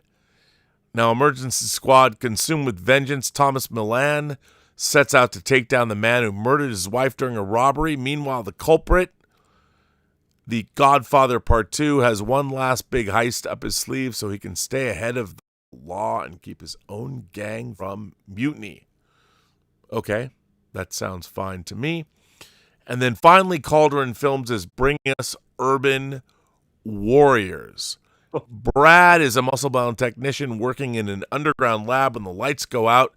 After he and his colleagues find their way to the surface, they discover the world has suffered a nuclear disaster and has turned the surviving humans into homicidal mutants. Hey, what's not to love? There you go. Right there. Hey. And then, of course, from DEAF Crocodile, we have tomorrow the Val Guest's science fiction film I showed at the top of the hour. You can go to the DEAF Crocodile website and get it in a collaboration with BFI. And then we have this, which, you know what? I have to look again to find out what this even is. This is Hoff-Maidana. I can't even. This is another Blu-ray title. DIETER, you might have to help me with this. It is called. It's from 2018. Hoffmania. The 2 releases are scheduled to arrive on the market this summer. One of the most luminously beautiful and richly detailed stop-motion features in recent memory, Russian director Stanislav Sokolov's masterwork finally arrives in North America. Adapted from the writings of famed Gothic fantasy author E.T.A. Hoffmann, best known for The Nutcracker and The Mouse King, Hoff-Madia is a visually stunning cross between Henry Selick, circa James and the Giant Peach, and The Nightmare Before Christmas. I don't know, man. I'm in. Count me in. Hoffmaniada. I know. There you go. Now we have Pillow Talk with Rock Hudson and Doris Day. Who doesn't love Pillow Talk? Universal Pictures is putting this out. And finally, I mean, Kino Lorber's put it out, but here it is in 4K. Peter Benchley's The Island, a movie whose marketing is way better than the movie. But, you know, it's got some redeeming qualities, maybe. Post artwork looks great, especially the second one with the skull. Totally. Then we have from the director of The Triplets of Belleville, A Magnificent Life. I love The Triplets of Belleville. What wasn't The Triplets of Belleville the movie that you reviewed with Elizabeth? Yep. On Elizabeth? Yes, we did. So this is the new movie. You can watch the trailer. And at the height of his fame, Marcel Pagnol receives a commission from a major magazine to write a literary serial in which he can recount his childhood and life. Uh-oh. Don't ever do that in your old hometown. But hey, it looks good. I'll watch it. Sorry. Thank you. Thank you very much. And then we have something that I was a little, I don't even know what this is, but it's a Monty Python thing. Here it is. It is Monty Python's File Gender Circus is what it's called. This is from 1972. So it's early Time Monty circus. Python. Monty Python fans rejoice. For the first time ever on Blu-ray, 2 rare Monty Python episodes recorded for German TV in 1972 are presented in high definition, a deluxe steelbook for your nationwide release. That's why the German title. Okay. Yeah. From Mercury Studios, That's- beautifully packaged with an iconic original Terry Gilliam artwork and overseen by Gilliam himself. This release is expansively restored and packed with extras and little scene treasures from showing the groundbreaking comedy team. So, there you go. That's pretty cool, right? Love it. Yep. Then we have, now this is pretty interesting. Coming from Disney, we can't get 20,000 Leagues Under the Sea or Mary Poppins in 4K, but we can get Hamilton in 4K. Disney is preparing a 4K Blu-ray and Blu-ray release of Thomas Kai's Hamilton, starring Lin-Manuel Miranda, Renee Elise Goldsberry, and all the people in it. So it's obviously multiple discs, so that's cool. And it's got a bunch of special features. So what's not to love? There you go. It's coming for you Hamilton fans. Yep. Let's see what we got here. Everett Horton. I mean, that looks like Pee Wee Herman, but apparently it is not. It's not. This is from Under Crank Productions. The Blu-ray set unearths 8 uproarious silent comedies starring Edward Everett Horton, made years before his best remembered role as a supporting actor in the 1930s and 1940s. The disc includes the short video essay about Horton's life and a career narrated by film historian Stephen Massa. Okay, I'm in on that. And then we have, of course, from Kino Lorber, Gregory Peck, 4K MacArthur, World War II.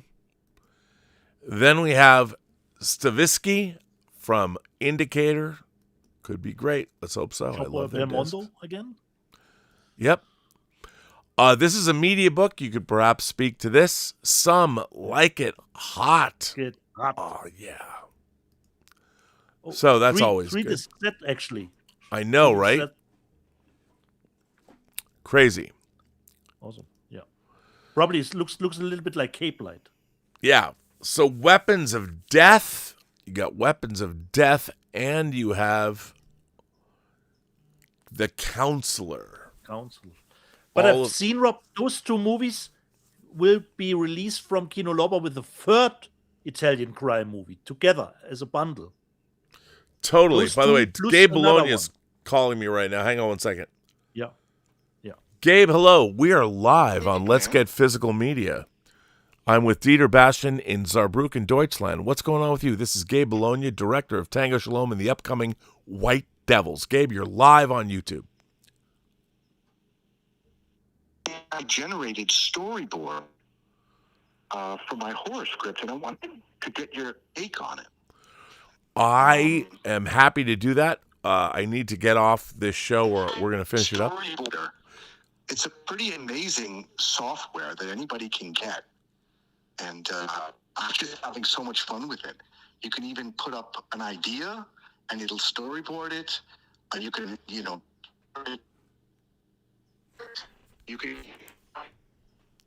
there's for tone and for color palette. And that's the only reason I called you, man. Well, I will call you back when we are off. This is not a paid advertisement. No, but it shows that we never stop working even on the weekends.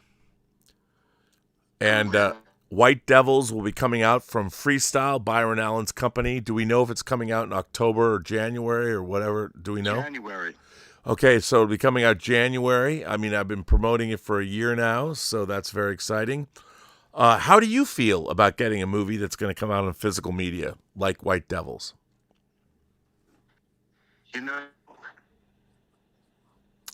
Because we tried to make something original, and it took an awfully long time, and I'm hoping that people are going to respond to it. You know, it's unlike anything I've ever worked on before. I don't know if you ever worked on something like No, that. nothing at all like this. It's amazing. I mean, I've never hung from the rafters of a room and been whipped for an entire day as I bled through prosthetics for a movie until this one. How long did it take for the fake blood to wash off you? Weeks. Dude, I was washing blood out of my clothes and out of the crevices of my body for weeks. But it was worth it. It's one of the best scenes in the movie, by the way, and I'll be curious if any of the imagination connoisseurs can spot which one is the Rob who gets whipped and beaten.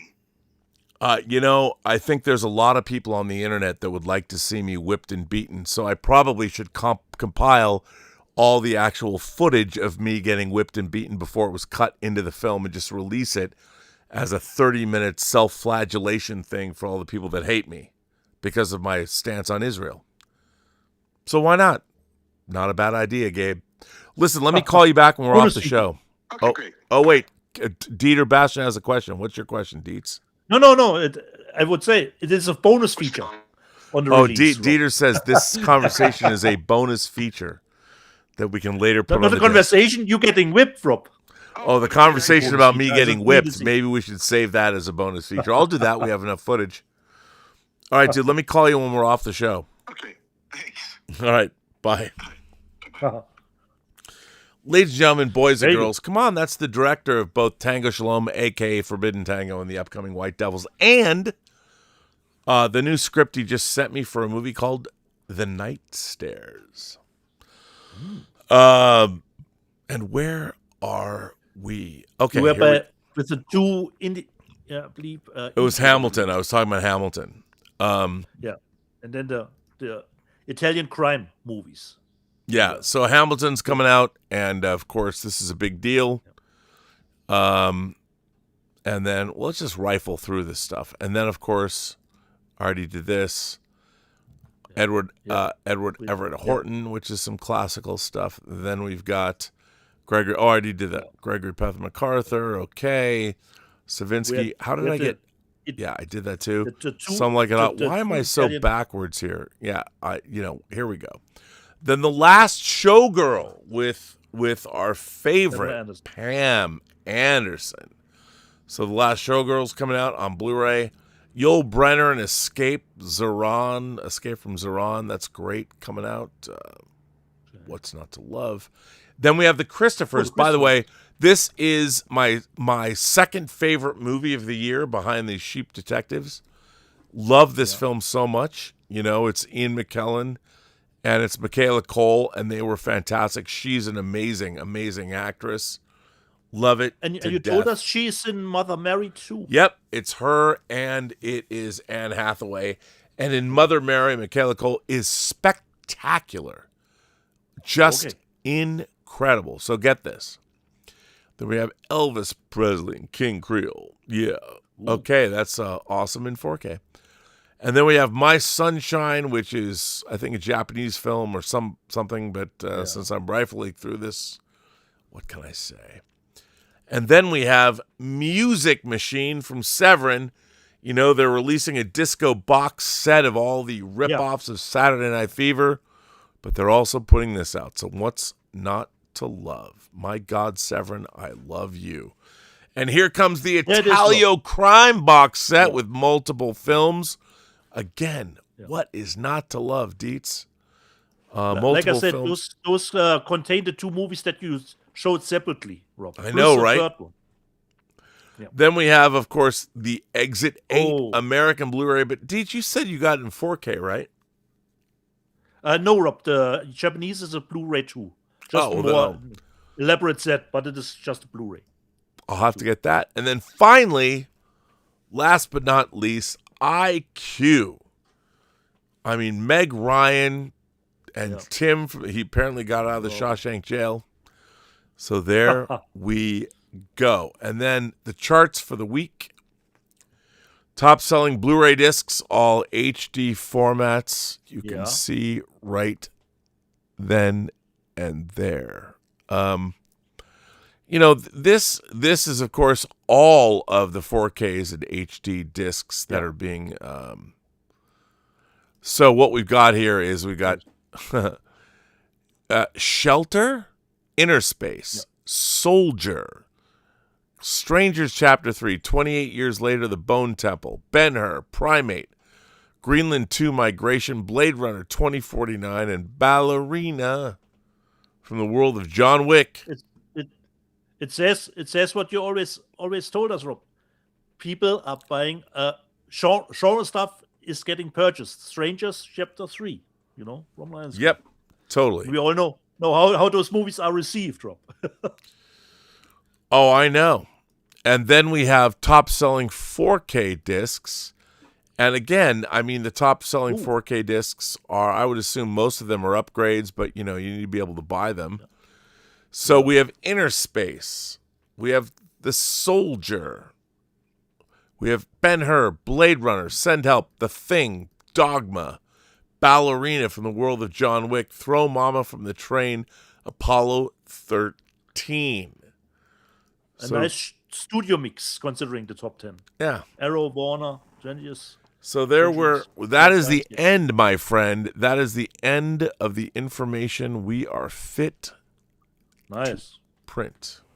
So there you go. Nice, Rob.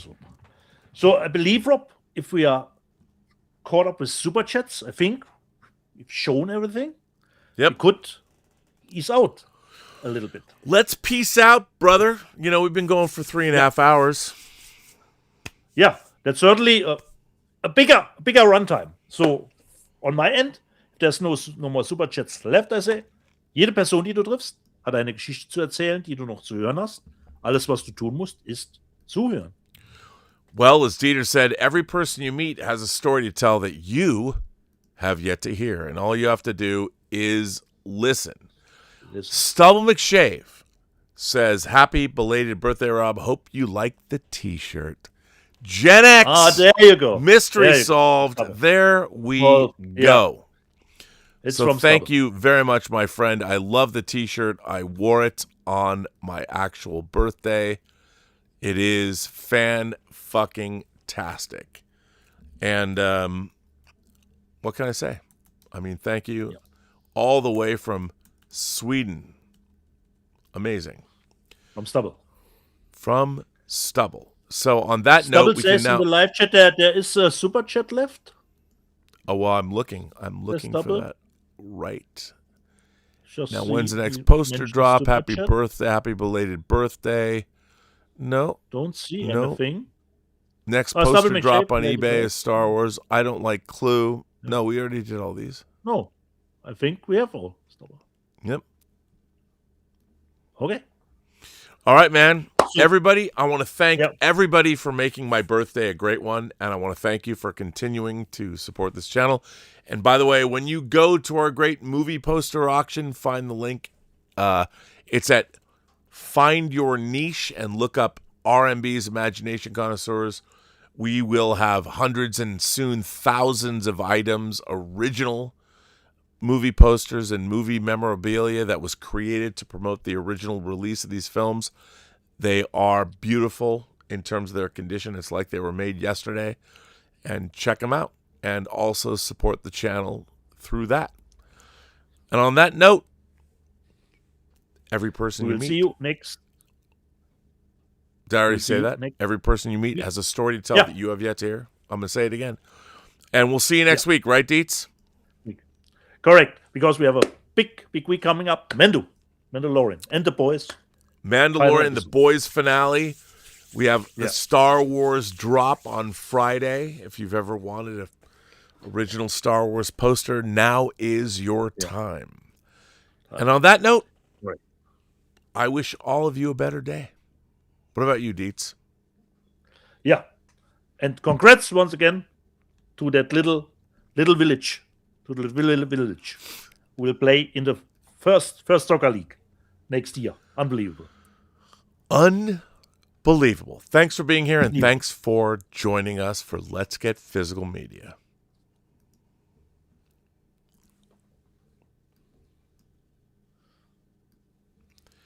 We are out.